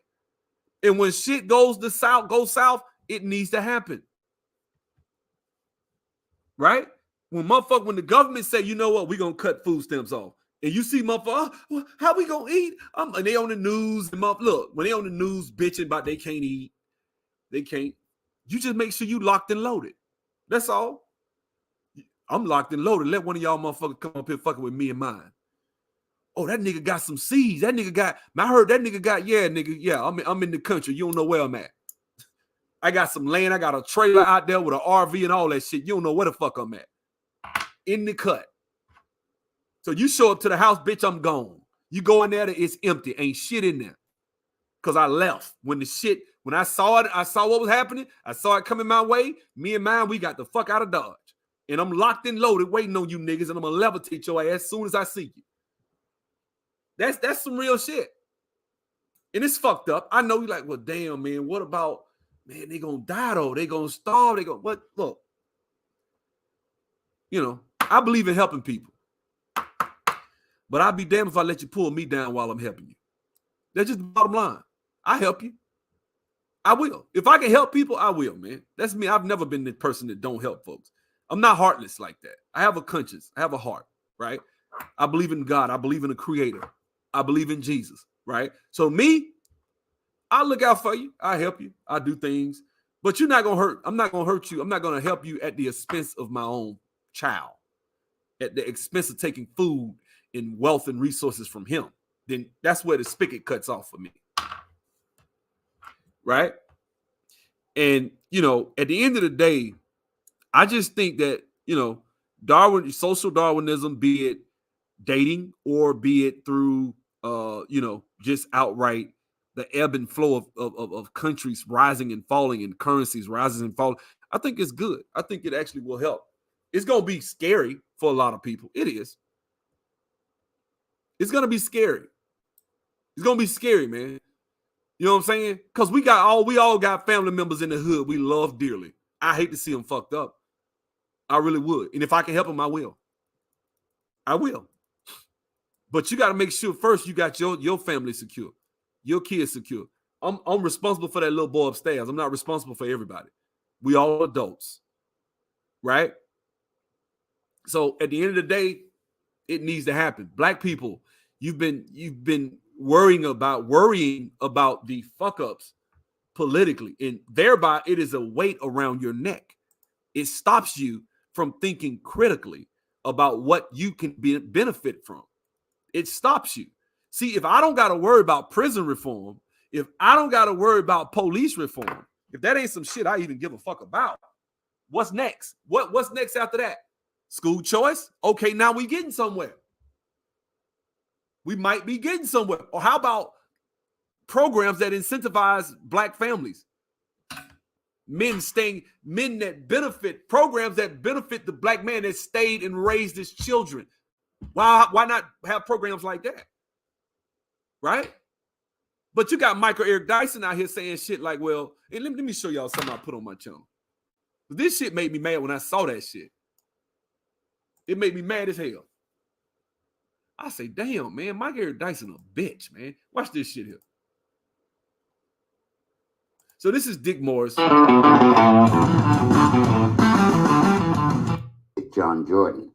I'm doing polls to figure out how to bring the donkey down. We've discussed how to raise Republican support among Hispanics on this show by stressing patriotism and the uniqueness of America. We make our party attractive to those whose families chose to come here, escaping tyranny, corruption, drugs, and policies that mirror very closely those of the new progressive wing of the Democratic Party. Now let's look at how to attract African American voters to vote Republican. And remember that if we succeed only a little, it could be a death blow to Democratic hopes. To win, Democrats need to get upwards of 90% of the black vote. So to figure this out, McLaughlin, Jordan, and I. So look, in order for the Democrats to win an election, apart from controlling the voting machines, counting the votes, if it's a fair election, in order for them to win, they need 90% of us to turn out. Did a survey of 1,000 black voters across the country. We found that the key to unlocking the African American vote is gender. Black men are twice as likely to vote for Trump and 2.5 times more likely to be Republican as African American women. The fact that's good and it's not good because that twice is only about 15%. so 6% of black women to 7-8%, which is high. That's actually, Trump got a lot of black women, more than people. I was shocked. It's actually pretty high. 7-8% of black women actually voted for Trump. I'm like, shit, that's pretty damn high. Maybe something, and 15% of black men, like damn near 1 in 6 of us. Is that the Democratic Party and its new radical progressive leadership has forgotten all about black men. Consider that Biden is running around trying to find a black woman for the Supreme Court. Hello? What about a black man? With this appointment, there would be 4 women on the court out of 9 and only 1 black conservative man, Clarence Thomas, a Republican. Yet the central reality is that the breakdown of the nuclear family structure in the black community is the key cause of black poverty. How did he win? They counted the votes, bro. How did he win? They counted the votes. That's all I'm going to say. I can't say what I really want to say because they flagged my channel last time I really went in on this subject. But that's how he won. They counted the votes. That's how. And the person that counts the votes always wins. Let's go. Not racism. absent fathers. The American Enterprise Institute calculated that the poverty rate in married Black households was 3/4 lower than when the household was headed by a single parent. But 7 out of 10 of all Black children are being raised without a father. That's not true. Let me clarify that for a second. 62% of Black kids have fathers in their homes, either married or non-married. They're in the house with their kids. 38% of Black kids don't have fathers in their homes. That's the real numbers, right? So the real numbers is that Black kids, that is the rate at which they're born out of wedlock. That's what that means. My son would count as that. So he counted my son. Well, guess what? That's no longer true. You know what I'm saying? But at first, yeah, he was born out. So you got to look at numbers. They can be deceptive, although that is still pretty high and alarming that damn near 40% of our kids don't have dads in their homes. That's pretty bad. Only one income with no male role model, a recipe for poverty, both financial and psychological. But Democrats don't seem to care. Delano Squires, an African-American contributor to Blaze TV, wrote that despite the huge amount of data showing that the breakdown of the nuclear family has been disastrous for the Black community, discussing it as robotic. Black men are starting to call out. I love Delano Squires. He's probably my favorite damn guy on that show with Jason Whitlock. I love Jason Whitlock. Delano Squires, every time he talk, every day the brother talk, I advise you to listen. Because damn near everything coming out his mouth, ain't no damn near. Everything coming out that brother's mouth is on point. You hear me? Love that brother show. You know what I'm saying? That being said, Black men are starting to wake up about the family and the importance of the family and why the family is the answer. But watch what he say about Michael Eric Dyson. In Democratic circles, there's the sense among liberal elites that discussing this issue might somehow offend Black voters, the Democrats' traditional base. But Squires points out that in most Black elite families, they raise their own children in nuclear married two-person households. But they preach what he calls democratic orthodoxy, that single parenting is just fine. The emphasis used to be on lifting up Black men so that they can anchor the nuclear family, but the left has passed them by. Indeed, the Black feminist community focuses so much on the needs of Black women. So why is it that 85% of Black men still vote Democrat, and yet the Democrat party's passed them by and passed their needs by? And I know somebody will probably come because they're racist, and you'll be putting time out today. I'm not here for it. I don't feel like turning up. To the exclusion of Black men and families. Feminism is pervasive. It's often an anti-male message and a worship of the female gender. Black feminists often see Black men as their competitor. For generations during slavery and after, the Black family was the bedrock upon which African Americans depended. And that family featured a unity and an interdependence between the genders. But now Black men are often seen as See, you warring against the Black woman is what people want. A lot of times. This is why I'm not so anti-Black woman on my channel, because I understand people. Listen. The best thing you can do to destabilize something is to have the men and the women hating each other's fucking guts. Like that whole situation with Tommy. I was listening to G Dizzle. He just put a video up this morning of a brother saying, "Beat these bitches' ass, beat up." I'm like, damn, brother. Because I'm sorry, that video with Tommy, that girl ain't, come on. That little shit she did, that wasn't no, I wouldn't even call that assault. But they call it assault. And it is what it is. That shit, he wasn't afraid for his fucking life. So it is what it is. I don't believe in beating women. I don't. I might grab you and shake the shit out your ass and squeeze you real tight. Tell you to calm the fuck down. But I ain't gonna beat you. But you ain't finna just beat you ain't finna just be punching me and shit like that. I'm just standing there. No, fuck that. I'm gonna tell you to come. I'm gonna grab you. oppressors and exploiters, not as the partners that they are and should be. Affirmative action programs favor Black women. As Black and women, they're a twofer, as opposed to Black men.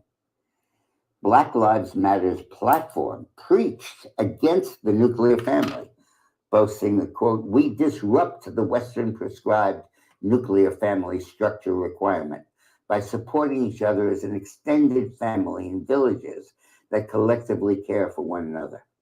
This position was deleted from their platform last year, but it still lives on in the hearts of the movement. My guest today puts this revolutionary change in perspective. He's Reverend Conrad Bennett Tillard Jr., pastor of the Flatbush Tompkins Congregational Church in Brooklyn. He says that the Democratic Party emphasis on affirmative action is leaving many Black men behind. He told me that in a typical upscale African-American family, the woman has benefited from affirmative action much more than the man. She's a managing partner of some firm, and he has a shingle hanging outside his door saying attorney at law and has to struggle for clients. In the Democratic platform for the 2020 election, there is not one single mention of the word marriage, apart from focus on foreign. No, there are no books about it. There ain't really too many books you can find. They've been really wiped from existence. You really have to, you used to be able to get this stuff readily. It was readily available about 10, 15 years ago. You could get a lot of stuff about the fuckery that they own, but that shit hard to find right now. This shit I'm talking right now is only through, can I be honest? The shit y'all hear me talk on my channel was, what made me think like that? I guess the first thing that made me think like that was there was a YouTube video about the so-called event that happened in World War II. I'm not going to say it, the H word, right? And once I saw that was a hoax in a certain sense, like that, I saw that was a hoax, in that a lot of those people, the population of people that claim to be survivors doubled by 1980. The Auschwitz camp was supposedly killed 4 million. Well, come to find out, they didn't get but 6 ovens, crematoriums in the summer of 1943. And by 1945, they were supposed to have killed 4 million people. That is mathematically impossible. If you stuffing 6 human bodies in there, the only number that they came up with is even remotely close is only 250,000. So now they say millions at that camp. They don't say, Irritated Genie was one of them. Yep, they got rid of him. He talked about it a lot. He let me in on a lot of this stuff, and I started connecting the dots with that. But what first got me there was that video I saw years ago, which is gone. It is out of existence now. You can't even find it on BitChute anymore. And so that video got me in there. Then I just started listening to what's his face, Dame Dash, and I noticed Dame Dash. Now these are just like little small dots. Like first I saw the Holocaust thing. I was like, oh, they lied about that. Damn. And I'm talking about this dude went to the camp and everything. Showed you like, okay, look, this is the elevator that they said he went through. This is the camp. This is the chamber where they say they gassed all those people. Right? They showed the pictures. They showed that there was a typhoid or whatever you call it, typhus breakout, which you have to use lime. Well, lime is what you make sarin gas with as well, or lime or whatever that shit is. And those were the first people they killed in the Nuremberg trials. This shit is real sinister, man. It's some real deep shit. It's some deep shit. And you start getting to that, and then you go look at the history of the porn industry, right? And you look at why did they start it, and what were the guys that started it, what were they saying they wanted to do? And these were small hats, right? And we all know the banking. Like we all ain't got to go into the banking piece. We know how fucked up that is, right? Then you just see all this shit, and everywhere you go, you're like, damn. And within every organization, or every time I see some shit that's fucked up, like I'm watching Fresh Prince of Bel-Air, I think they're about to make Ashley gay. I saw the last episode, Ashley asking about some girl, and then she started frowning because the girl didn't show up. I'm like, oh shit, they finna make Ashley gay. I'm like, can black folks ever do a deal with these small hats in Hollywood and just get some shit greenlit without having to make somebody gay on the show?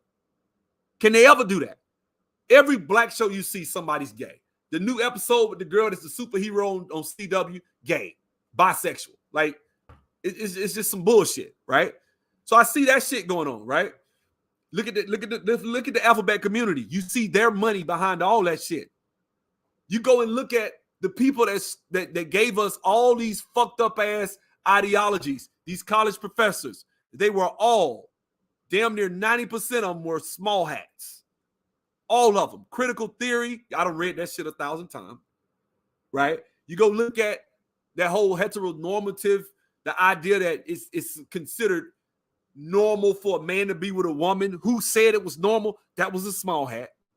Right? All that shit, man. If you see some cross-dressing college professor, I did that shit on my channel a bunch of times. These motherfuckers is everywhere. And you start looking like, damn, they control the reins of power.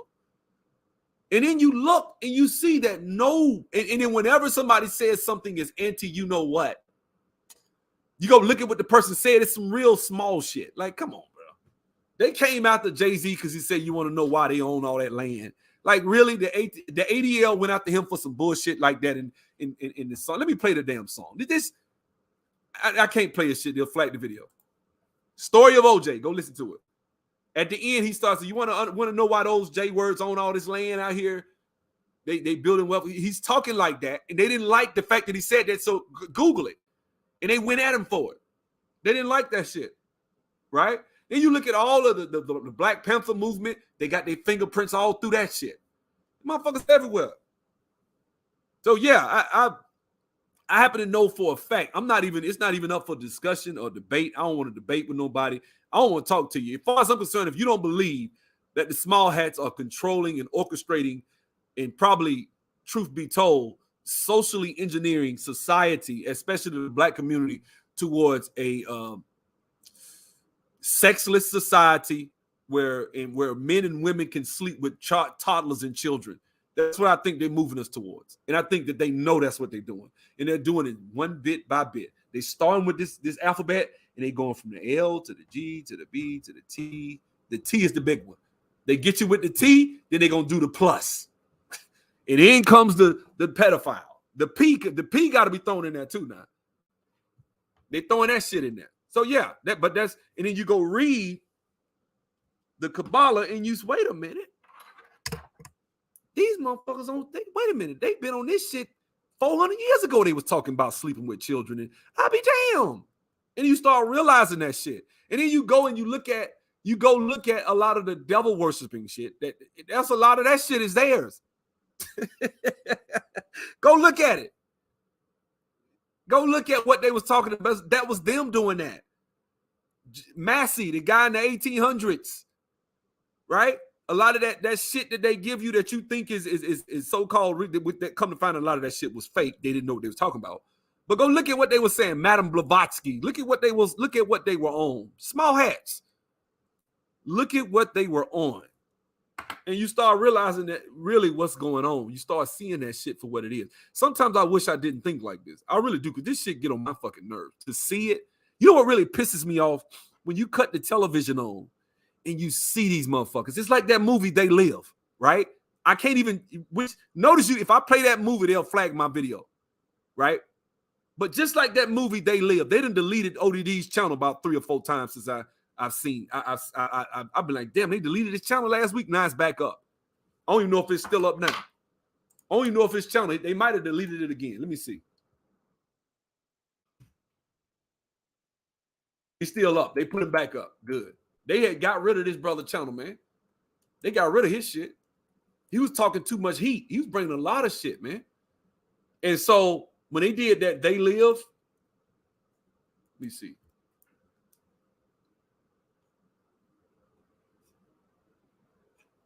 Yeah, I don't even see it no more. So shit, ain't no telling. It's on here somewhere. I probably had to search his channel.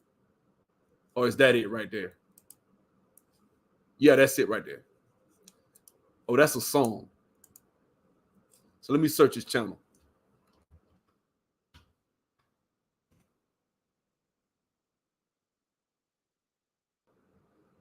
Damn, the video down? I guess he took the video down. He took it down. That's fucked up. Anyway, let me say this. You can't really talk about that shit, man. Because if I come on here and talk about, and that's what really pisses me off, it's like in the movie where he would put the glasses on and he see them every fucking where. That's how I feel, bro. and you look, you know what really it burns me up, right? I'm watching shit and I see small hat names in the credits of the executive producers and the produced by so and so, whatever, Blavatsky or whatever. And you're like, this motherfucker. And you look and it's a gay character, or it's an interracial couple, or it's social engineering, right? You think it's by chance that every time you see a commercial now it's an interracial couple? Y'all notice that shit? That shit is out of order now. It's out of control. Every time you cut, you rarely see a black man with a black woman in a commercial. It's always a black man with a white woman, or Asian, or it's also a black woman with a white man. Like, what the fuck is this? What is this? Programming, right? You desensitize. You think, listen, some of us think we're just getting smarter. We're not. You're not getting smarter. They cooking your ass. They got you in some water, boiling your ass. You don't know it. Your morals are gone. You don't have no conscience no more, right? If I say I go to church, people cringe. Ugh, you go to church? Like, this is where we are now. It's fucked up. It's fucked up. It really is. It's fucked up out here. You know what I'm saying? A lot of people are fucked up in the game, bro. And it's a lot of shit that they are orchestrating. They are the people that we're fighting. We're fighting against a godless group of people that hate us and think we're stupid. Do you know what they call the AMC apes? They call them goldfish. I was listening to a video with Lou. It said, man, they're a bunch of goldfish. Goldfish don't have no intelligence now. You just talking about an animal, a little fish. They call us, that's how stupid they think the investors of AMC are. They talk about us and they call them apes. They embraced it. I'm a black man. I ain't embracing no damn ape. I ain't doing that shit. But they call them apes. They're stupid. They think they're that much more intelligent than we are. Right? They think we're here to serve their ass. They talk like that. I've heard clips. You're just goyim. You're here to serve us. That's all you are. You're just animal. You're beneath animals. My dog is, I'm telling you, this is how they talk. Now, they'll never tell you that shit to your face, but that's what the fuck it is. So what do? They control you, right? You think you don't want to go to church because you just don't want to go to church. You don't want to go to church because they put that shit in your television every time. I'm talking about from the 1980s on up. Every time you saw somebody that said they went to church, that was the bad guy. That was the hypocrite. And so now you think everybody go to church. Oh, you fake. You're a fake Christian. You fake. Everybody's fake now. You're Muslim. They next. They don't think they are. They finna cook their ass now. They cooking them now with this terrorism shit. They getting cooked right now. I'm telling you, in 50 years, they're gonna be dogging them just like they dogging the church. That's what it's gonna be. Right? You a fool. You a low IQ idiot if you go to church. Why is that? You know what I'm saying? At the end of the day, I don't even think we really. I think the small hats are so. It's really ingenious what they're doing. I think that they really are a problem, because the problem is with the small hats that I have. It's not that they're doing it. It's the fact that they're doing it and you can't say shit. I can't even say the J word. I can't even say it. See that? Church is capped though. Exactly. You cringe when I say I go to church. Sometimes black men, this is the thing with black men. This is why we fucked, a lot of us. You cringe because I say I have a value system and a code. See, if I said I was on this bitch and I made up my own code, you wouldn't have a problem with that. But when I say I have a value system and a code, it's a problem because somehow you think I'm weaker than you. When did you come on, American Negro? You know it ain't shit you can say or take from me, then I'm gonna let you take. I ain't gonna let you take shit. So just because you're not a Christian and I am one, or even if you said you were, it's not like I'm gonna let you make an ass out of me. But black men specifically, you know what I'm saying? Cringe when you say something like that. And it's not like black men are urging for us to replace it with some sort of value system. A lot of us don't have a value system. Let's just do whatever, which makes it easy for these small hats.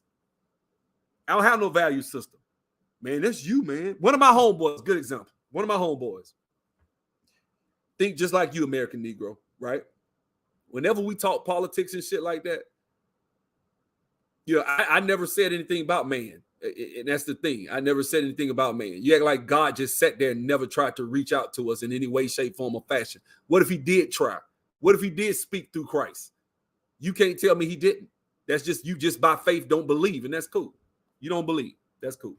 But my friend, right? He thinks just like you, American. He thinks just like that, right? Believing God. But when I get on to him about this small hat stuff and the LGBT stuff, he sees nothing wrong with it. You know what he tells me? Man, I don't see nothing wrong with telling people, man, if folks in their bedroom, why you care? Why you care what people do in their bedroom? That's none of your business. That's what he say. Right? You got these Judeo-Christian ways of thinking, but see, that's not that. I said, okay, bro. Me and him was talking like this back in like 04, 03, 02, when the gay marriage shit was going on and they had the civil unions, right? And I was talking to him. We got in these big knockdown, drag out arguments, and he was telling me left and right how he didn't see nothing wrong with it. Then when Barack came in, he supported Barack Obama. And I told him Barack was going to switch on gay marriage. Then he switched.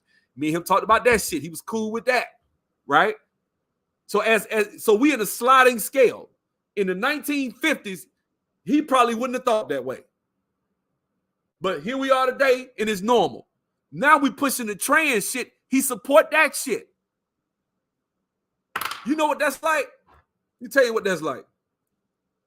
That's like a man, a pimp, right? And he meet a girl, and he trying to get her to pimple, right? So what he'll do is he'll say some shit like, hey, baby, I don't want, hey, baby, just try this. Just try that. Next thing you know, they got her doing what he want her to do. Because they got you to do one thing, and you compromised on that one thing. Where are the boundaries? I respect people that have a faith in a religion. I respect them. Even if you're a Nation of Islam, if you, whatever. I respect people with a code. I don't respect people that don't have codes. That whatever the fuck they feel, that's what it is. And that's what we are. That's what a black community is. The black community is like a city with no walls right now. They don't have a code. Right? And so I say men like that don't have a code need to die off. We need more Delano Squires. We do. I'm not even talking about Sub-Zero. We need more men that think like that.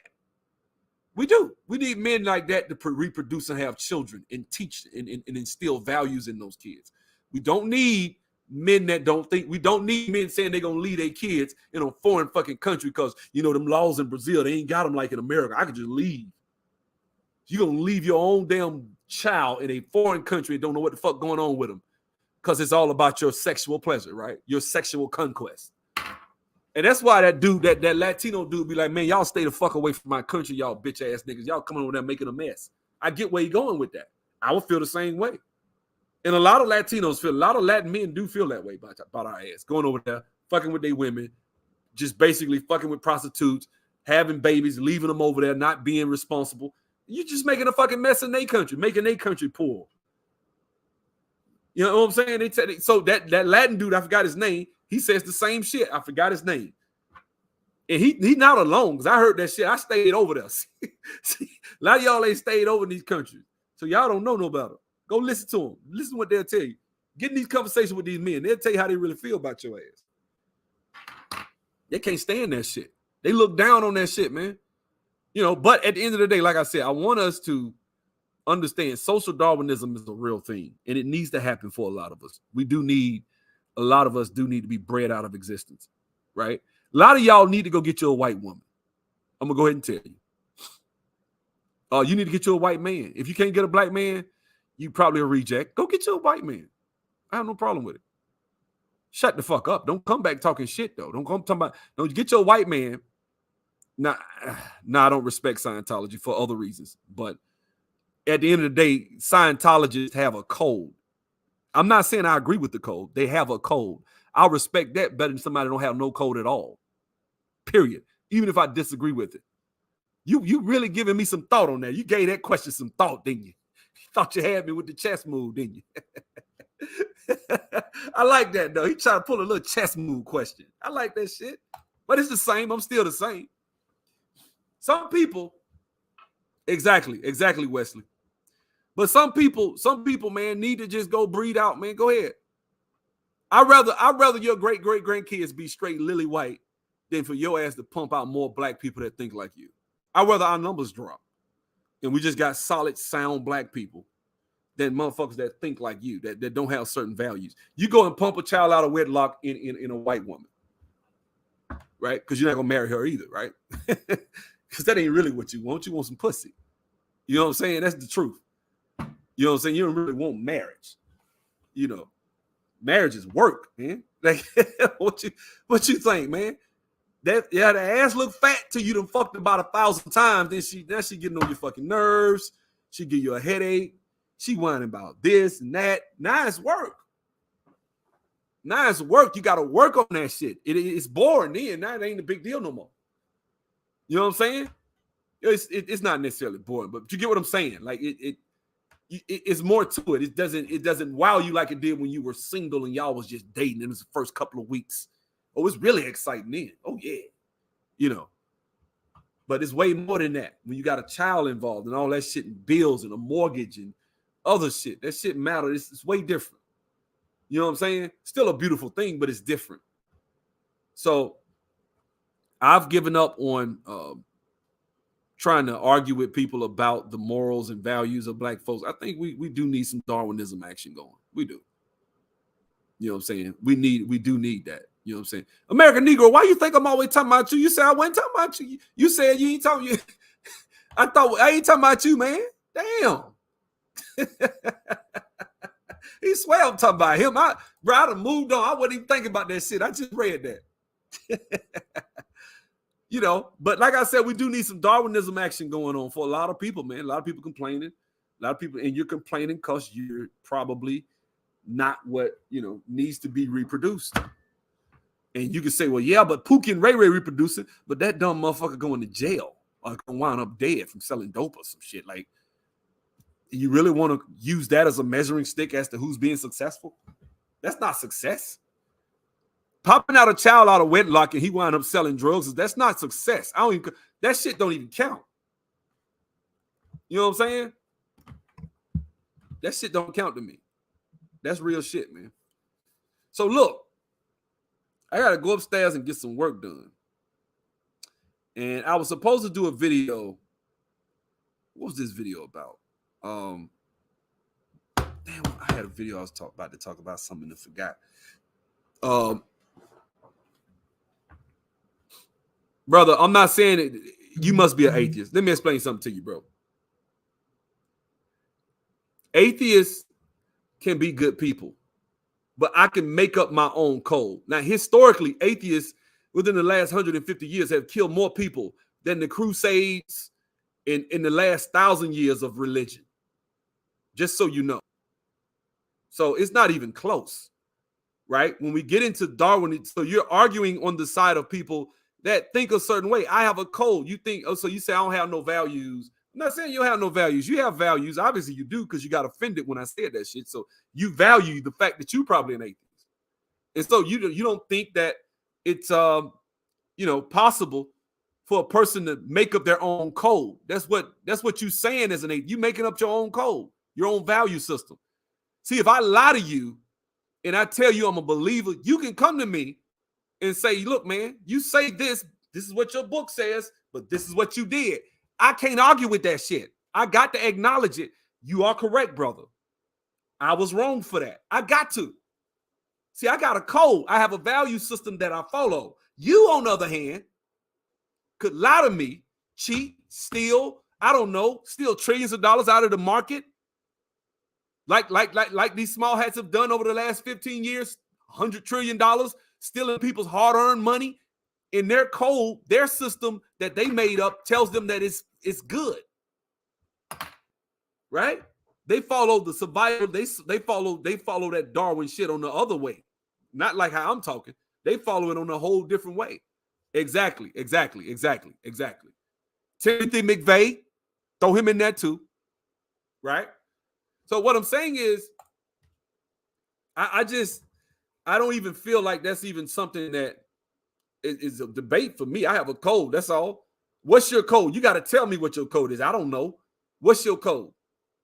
Right? If I tell you I'm a Christian and I kill somebody, off the top, you can question me. You out of order, bro. And I'm out of pocket. You got me. If I lie to you, if I cheat, if I steal, I'm out of pocket. You can tell me that. I have a code. You don't. It's whatever. Now, right now, your code tells you. Now, if it doesn't mean that when somebody steps out of order that say they have a code, everything they do is part of that code, because that's obviously not the case. Look at slavery, look at a lot of things, right? So everybody that say something don't mean nothing. But we do know historically, people that base their whole ideology on Darwinism, Nietzsche, you can still have a code act fucked up. Well, I don't think you understand. Most of them are atheists. I don't think they are. They're secularists. They are. And they practice the Kabbalah on some other shit. Right? The ones that do practice the Kabbalah. The ones that do. The other ones are, most of them are secularists, especially in Israel. And they ain't trying to be funny. Why you think a lot of Muslims over there can't stand their ass? It's not because, listen, you got to watch what you say. They don't tell you that shit. You know how fucked up it is over there? Do you know now Israel ain't got that many people. They had a gay pride parade with 350,000 people showing up. The largest gay pride parade ever recorded in history, right there in the middle of a Muslim area of the world. How you think they look at that shit? Huh? I get why they think like they think. I'm not saying I agree with everything the Muslims say and do. I'm not a Muslim. But I get where they coming from when they say with certain things, when they look at that shit like that. That ain't right what they did. I see why they feel the way they feel. Now, the whole argument over the land, that's a different video. But I'm talking about when it comes to them having a 350,000 person gay pride parade right in the smack dab of, and they don't tell them what the fuck they was out there doing. You know how them parades go, right? Those people are secularists. In fact, let me go ahead and go there for a second. They don't even follow their own book. They'll tell you they don't. Let me go ahead and run it. Let me go ahead and run it for you, fam. Let me show you something. I'm going to show you. They'll tell you they don't follow it. What is it? Marching to Zion? Watch this here. I'm going to give you the link, fam. Believe any of it. Today, you have a lot of a literal hell. No. Okay. All right. A lot of people will tell you the Bible says if you don't do something, you'll have a bad life, or you'll go to the netherworld. Hell. Yeah, right. Well, we don't subscribe to hell anyway, but that kind of my feeling is different. See, let me explain something to you, bro. Do you know, like, and I ain't trying to go too far, and I really don't want to get fucked up on my channel, so I gotta be careful. Because they're probably not gonna monetize my channel. I tried to monetize it, they're probably not gonna do that. They're not gonna monetize my channel. But let me say this. They actually can push you in front of a moving train. This is their system now. This is how they think. This is how they killed Christ. They can push you in front of a moving train and watch you die, and they'll say the train killed you. This is their system. This documentary I just gave you, when you watch it, is them going through and refuting everything. They don't believe none of the stuff that we think they believe. They let you think that. They don't follow none of that stuff, man. They do what they want to do. Come on, man. Swallowing. Ugh. I don't even know what the hell that is.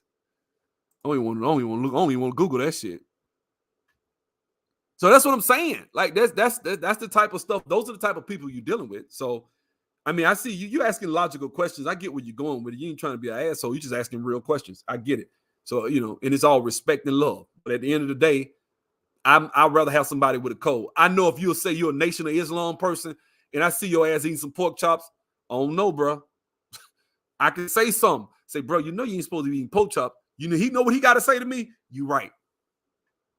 Yeah, I'm wrong for that. I shouldn't be doing that. You are correct. You got me. That's what he should say. Now, if he say, no, I can eat what I want to eat, and it don't say that. We don't. And I know now. We all know the Nation don't eat no pork. But if you say, you catch a guy from the Nation talking about, well, yeah, it's okay, and that's against the code, then what value is the code to you? At that point, you don't have no code. You just, because he's clearly making it up as he's going along. What you see them doing, that's what they're doing. I respect people that follow a code. You know what I'm saying? Yeah, exactly. And look, we can agree to disagree, but a lot of people say they was raised Christian and raised in the church and stuff like that. A lot of people leave for whatever reason because you saw somebody that wasn't perfect and did something wrong, and so you think that means all of us are like that. So, and I get it, right? I hear that all the time, right? I didn't listen and follow the word because he messed up, right? That's how people think. But at the end of the day, I want us to understand, man, these small hats, man, they really don't follow their own shit. Like, even they don't follow the Torah. They don't follow none of that. They don't. I'm talking about the ones that call themselves, and when you watch that documentary, he's talking to rabbis. Man, let me see if I can find that other channel. I think it's called Face Like the Sun. I think that's the channel, right? Did they get rid of their damn channel? I think they did. Damn. They got rid of their channel. I knew they was going to delete their channel. I knew they were going to delete Face Like the Sun. Face Like the Sun is like on some other shit, bro. They were on some other shit. They really went in depth with it. And they played parts of the Kabbalah where they were talking about sleeping with children. They played it and read it out. I was like, oh, they're going to get rid of their channel. And they gone. That's what I mean, man. These people got an immune system like a motherfucker, man. You say something about their shit, you call their ass out, oh, they got you. They got you. Now, when it comes to Scientology, like I said, or any other faith, I mean, I don't bash people for their faith, Zoroastrianism, whatever. You know what I'm saying? I mean, of course, I disagree because it's not mine. But at the end of the day, I get it. You know why people think that way. You think the way you think. But I respect somebody that has a code. And when you don't have a code, it's dangerous. I hear people, I don't follow religion. Okay. The Bible uses the word religion in bad terms every time. It uses it in a superficial way. It's not something that the Bible, phrases it that way. When you read it, it's not talking like that's a good thing, so it doesn't make you wrong to say you hate religion, obviously, but if someone says they're a believer, and that's the thing, why is it so uncomfortable it's very uncomfortable for a lot of people. You know what I'm saying? So a lot of people get attacked when they say they go to church, or they say, and you wonder why. It's a lot of really spiritual warfare going on whenever you say you go to church, man. That shit is very, very hated by a lot of people. It's a lot of powerful people that believe the complete opposite. The wealthy, successful, rich, most powerful small hats hate the church. They despise it. Why? And they really, really, really believe in Satan. They believe in Satan hard. Go look at that Gothard Tunnel video, right? We've all talked about it. I've talked about it 1,000 times. What they know, you don't know. They believe they got faith like a motherfucker, don't they? You don't. And they said that. They said when they got it, it's like, yeah, we're going to get rid of this faith thing. We're going to make sure they stop believing. Then when you stop, they got you. They use Karl Marx. They use all that. Well, I'm going to use science. Yeah, the same people that tell you that, okay, you're going to have a pressurized atmosphere adjacent to a near-perfect vacuum called space, and it never gets sucked off. You believe them. By faith, right? They got you. You're a person of faith. We all are. Damn near, you believe in something. More people believe in science, and that's a problem because it's not real science. That's the problem right there. I'm a man of faith, and I know it. You know what I'm saying? The science person, a lot of them are confused. They don't, not everybody, not trying to take jabs at no atheists, but I'm just saying, a lot of them are confused because they're men and women of faith and don't even know it. No, I don't believe in faith. I believe in what I can see, feel, and touch. And I believe in quantum physics. Like, you did the scientific method. Well, no, but some guy in a white lab coat from a university said it's true, so it has to be. Like this is what I'm talking about. Yeah, the Bible does say there's no church in the wild. The Bible says that in what is it? Chapter 1 of Romans. Men are without excuse.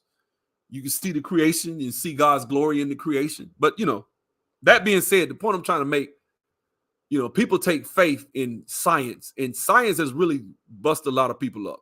You know what I'm saying? It messed a lot of people up. It has. Because a lot of people think that science proves something. That's why most people are atheists that are atheists, is what some scientists, they watch some show with Neil deGrasse Tyson. And Neil deGrasse Tyson said that faith in religion is outdated. There's no, the earth. We know that there's a planet 2 billion trillion light years away, and we know that, you know what I'm saying? Actually, that's not true. That's not true. That's what I'm talking about. See there? That's what I'm talking about. Programming. That's not true. You could take the Crusades and everything going all the way up and look at it. And then look at all of these atheist regimes look at China, look at Russia, and look at how many hundreds of million people they've killed in the last 100 years. And since going and take back, we go back from the Crusades up.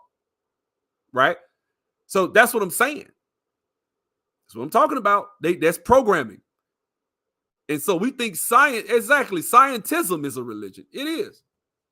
It is a religion. Scientism is a religion. The belief that, you know what, we're not going to use the scientific method. We're just going to say that it fits this math equation, so this is true.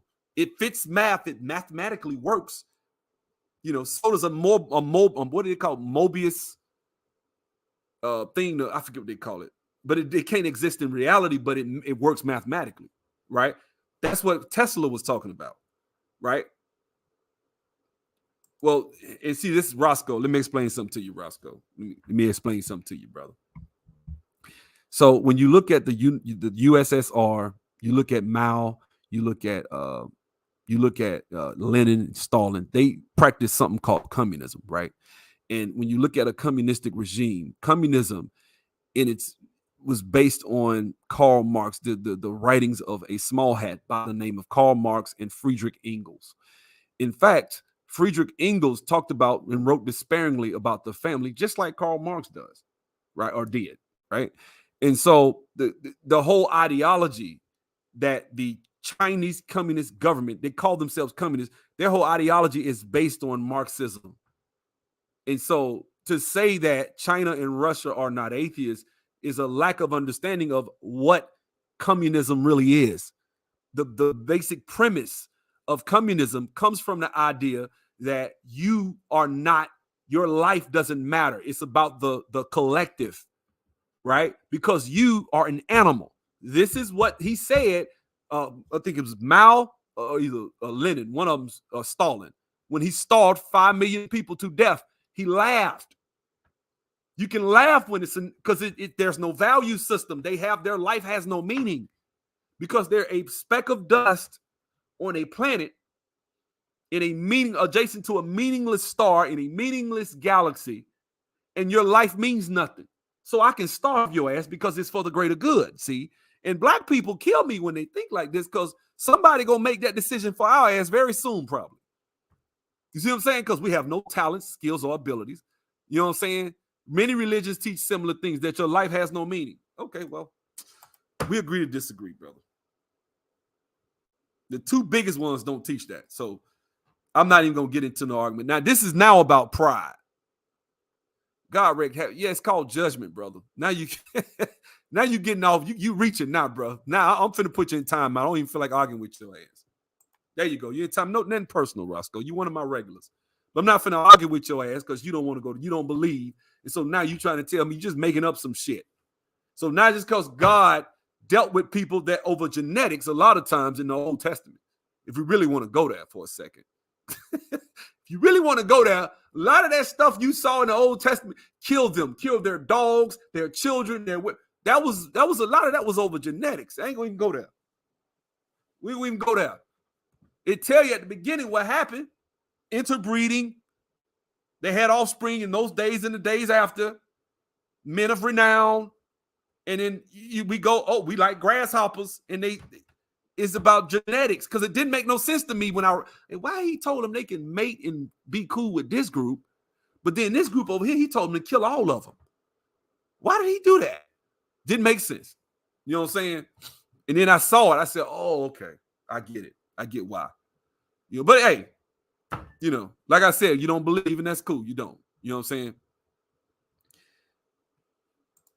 You don't look down on her. Well, you don't, brother. But a lot of people that are atheists do look down. They think they're smarter than us. They do. They think they're smarter. They think they're based on something scientific. And I love to talk to atheists because a lot of them don't. The shit they believe is just fallacy. The shit they believe is so fucking whimsical. Like if you really understand what the fuck you really believe when you say you're an atheist because of science. I don't know what you believe because I never asked you that. But if you say you're an atheist because of science, do you understand what the fuck you really saying you believe? You saying some bullshit. So you telling me, you just start going into the shit they believe. You're like, damn, I never thought of it that way.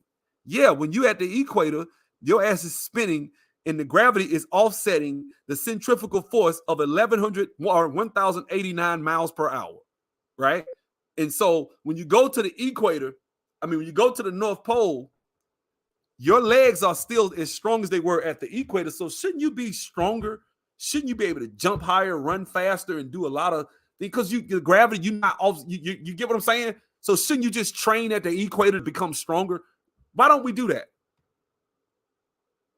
Because you get what I'm saying? It's just this shit. You really somebody just gave you some shit, man. Somebody can sit there and say, hey, man, the earth is 25,000 miles around, and at the, and it's, you say, okay, so it's 25,000 miles around. That means that if I go and measure 10 miles out, there should be 66 feet of curvature with those 10 miles, right? That there should be 66 feet of curvature. Anything under 66 feet cannot be visible from 10 miles. Well, you got a problem with something called a lighthouse because they be visible from 50, 60 miles away. And they like 60, 70 feet. Shouldn't they be not visible? Let's do the math on that. Let's do the math. Better yet, let me type this shit out. Let's do the math, shall we? So what's the, let's see. What is the distance or the longest distance? Distance that a lighthouse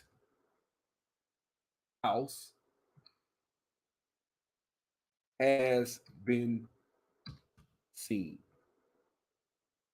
What's the longest distance we know of? 51 miles. Let me see what it says. What's the name of it? Let me go back. So there's one at Cape Hatteras Lighthouse, visible for 20 nautical miles in clear weather, with undocumented claim has been seen from 51 miles. And what is it called? Cape Hatteras Lighthouse. Let's see, how tall is it? Let's see, copy. I'm going to share my screen. How tall is it? Let's see.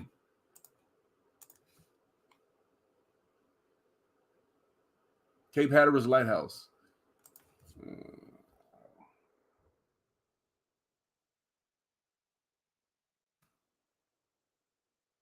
198 feet. Let's see. Okay. Above sea level, right? And they said 51 miles claiming. Let's see.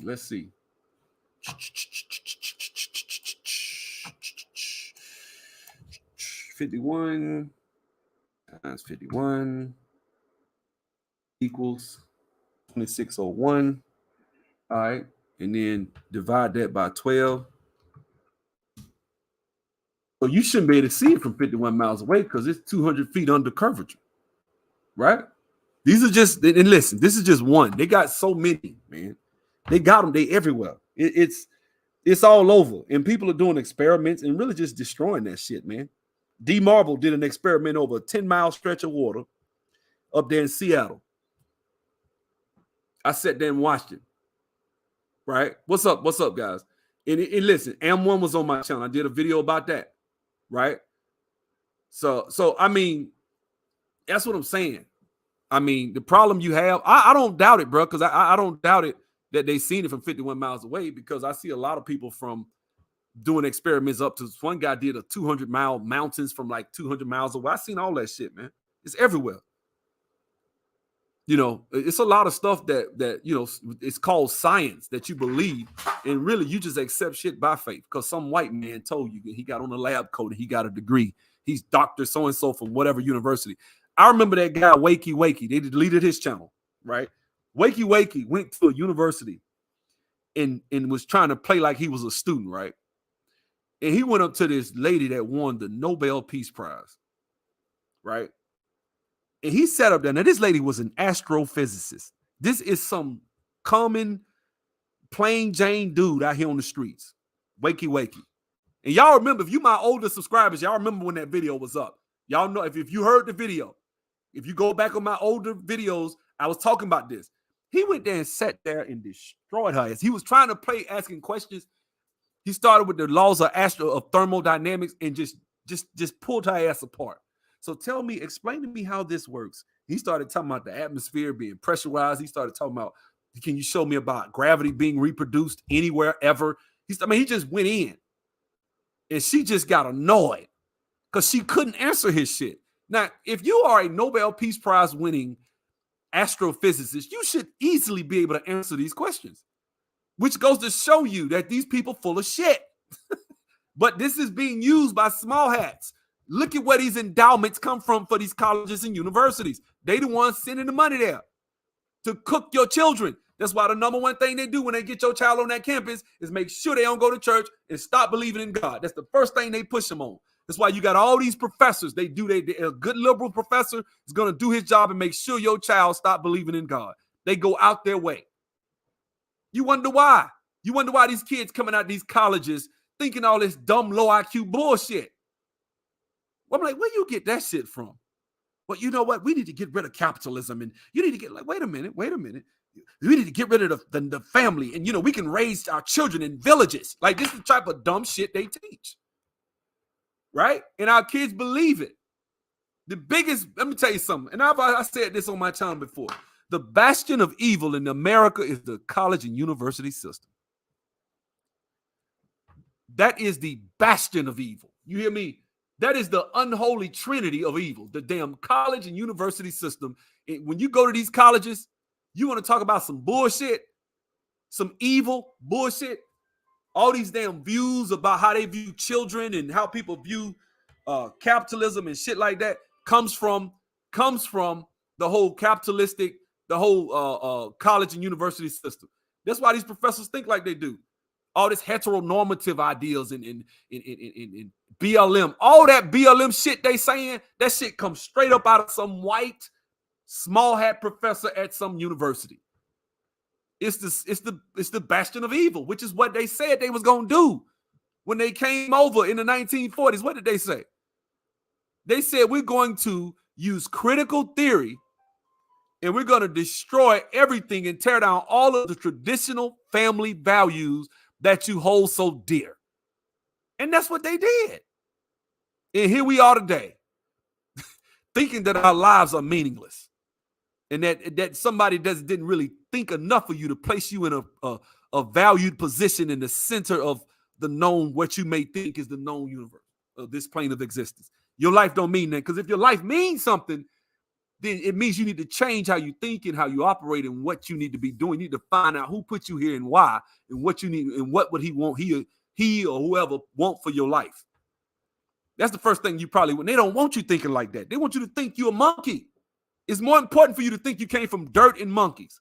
It's way more important. Because then they got you. They got now. Why does it matter if a 40-year-old marries a little 5-year-old little boy, right? Little 40-year-old man, white man, come knock on my door, tell me he want to go with my boy. I'm going to shoot the shit out of his ass. That's what I'm going to do. Anyway, guys, y'all have a good one. I got a meeting. I'll see y'all.